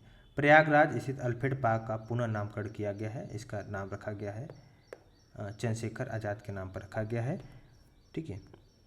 ब्रांड उत्तर प्रदेश सृजन, ब्रांड उत्तर प्रदेश सृजन के लिए उत्तर प्रदेश पर्यटन द्वारा किस उपागम को अपनाया गया है? इसका राइट आंसर है समग्रता उपागम को। इसके अलावा देखिए उत्तर प्रदेश पर्यटन विकास निगम की स्थापना हमने देखा 1974 में, ठीक है। और पर्यटन संबंधी शिक्षण हेतु मानवीय जो कि कांशीराम पर्यटन संस्थान जो कि कहाँ पे है? चिन्हट लखनऊ में स्थित है, ठीक है। और पर्यटन संबंधित जो कि बेड एंड ब्रेकफास्ट योजना चलाई जा रही है 2008 से। पर्यटन संबंधी जो कि पेइंग गेस्ट योजना चलाई जा रही है 1994 से। बौद्ध स्थलों के विकास हेतु चलाई जा रही मैत्रेय परियोजना। और काशी को सिटी ऑफ म्यूजिक के रूप से 2016 व कुंभ मेला 2017 में एक तरह से विश्व धरोहर के अमूर्त में शामिल हुआ यूनेस्को के, ठीक है। साथ ही साथ हेलीकॉप्टर सेवा भी बढ़ाया जा रहा है, खासतौर से प्रयागराज, लखनऊ, आगरा, वाराणसी व मथुरा में प्रस्तावित है, ठीक है। तो इस तरह की चीज़ भी आपको देखने को मिलेगा। देखिए इसके अलावा नेक्स्ट देखते हैं क्वेश्चन। नेक्स्ट क्वेश्चन है व्याख्या के रूप में देखा जाए तो पर्यटन विकास से संबंधित योजनाओं के निर्धारण के लिए वर्ष 1972 में उत्तर प्रदेश पर्यटन निदेशालय का गठन किया गया। बाद में पर्यटन से संबंधित वाणिज्यिक गतिविधियों की देखभाल व क्रियान्वयन के लिए 1974 में उत्तर प्रदेश राज्य पर्यटन विकास निगम की स्थापना किया गया। निम्नलिखित में से कौन उत्तर प्रदेश में बौद्ध परिपथ का भाग नहीं है? बौद्ध परिपथ का जो भाग नहीं है वह है इसमें देखिए सभी विकल्प जो कि बौद्ध परिपथ का भाग है, जो नहीं इसमें ऑप्शन नहीं है। तो देखिए कौन कौन बौद्ध परिपथ जो जिसको बोलते हैं बुद्धिस्ट सर्किट के अंतर्गत आता है? कपिलवस्ती है, कुशीनगर है, कौशाम्बी है, श्रावस्ती, सारनाथ और संकिसा जो कि ये है बुद्धिस्ट सर्किट के रूप में इसको विकसित किया जा रहा है, ठीक है। उत्तर प्रदेश में काशी एक प्रसिद्ध भारतीय तीर्थ केंद्र है। निम्नलिखित में से किस नदी के तट पर स्थित है? यह है गंगा नदी के तट पर स्थित है। कभी आइए वाराणसी में घूमने। यह भारत का सबसे प्राचीन बसा शहर है वाराणसी या काशी। जैन धर्म और बौद्ध धर्म का पवित्र स्थान भी माना जाता है। घाटों का सर के नाम से जानते हैं। शिक्षा के क्षेत्र में BHU और संपूर्णानंद संस्कृत विश्वविद्यालय महत्वपूर्ण स्थान रखते हैं।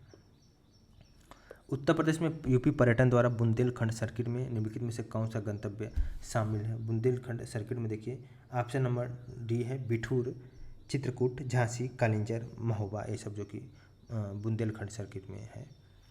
देखिए उत्तर प्रदेश जैसे विशाल राज्य में पर्यटकों की सुविधा के लिए अलग अलग रुचि के लिए अनुसार स्थानों का चयनित कर पर्यटन परिपथ का सृजन किया जाता है। पर्यटन सर्किट में लोग अपनी रुचि के अनुसार सुगमता से भ्रमण कर सकते हैं। बुंदेलखंड सर्किट के अंतर्गत जो कि बिठूर, चित्रकूट, झांसी, कालिंजर, महोबा ये सब शामिल होते हैं। वहीं पर देखा जाए ताजमहल हो गया, अकबर का मकबरा हो गया, और इसके अलावा लाल किला हो गया, सुनहला महल हो गया, ये सब जो कि बटेश्वर कैलाश, ये सब सालिस मजार, अकबरी महल, ये सब आपको देखने को मिलेगा आगरा में।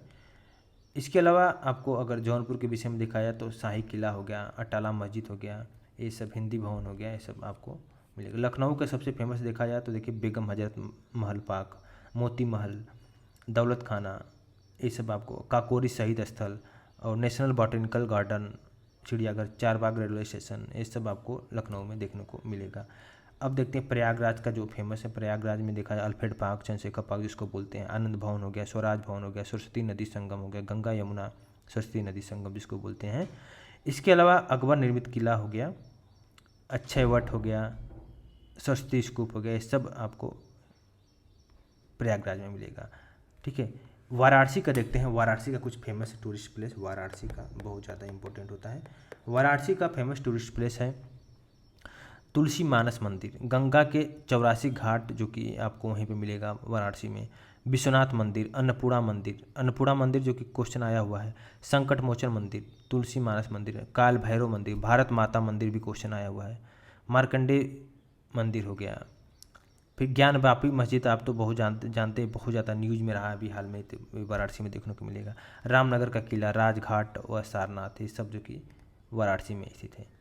इसके अलावा देखिए सारनाथ में कुछ इम्पोर्टेंट चीज़ें जैसे चौखंडी स्तूप हो गया, धमेक स्तूप हो गया, जैन मंदिर और बुद्धा थीम पार्क हो गया। सबसे ऊंची बुद्ध की प्रतिमा 70 फीट जो कि सारनाथ में है। ठीक है, तो सारनाथ तो बहुत ज़्यादा फेमस है, यूपी का ही, वाराणसी में ही है सारनाथ। चंदौली में देखिए आपको देखने को मिलेगा चंद्रप्रभा वन्यजीव अभयारण्य, राजदरी, देवदरी और चंद्रप्रभा डैम, नवगढ़, धामपुर शहीद स्मारक, ये सब चंदौली में देखने को मिलेगा। ठीक है, इसके अलावा अयोध्या का भी फेमस है, भरत कुंड हो गया, गुलाब बाड़ी हो गया, रत्नागिरी हो गया, ये सब मिलेगा अयोध्या में देखने को मिलेगा। ठीक है, मथुरा में आपको पता है वृंदावन, बरसाना, दाऊदी, नंदगांव, ये सब गोकुल, कोकिला भवन, मानसरोवर, ये सब आपको मथुरा जिला में देखने को मिलेगा। और इसके अलावा अगर देखा जाए वृंदावन में, तो वृंदावन में बांके बिहारी का मंदिर हो गया और गोपीनाथ, रंगनाथ, प्रेम मंदिर, ये सब आपको वृंदावन में देखने को मिलेगा। बरसाना भी मथुरा में ही है, बहुत फेमस, वहाँ मंदिरों के लिए फेमस है।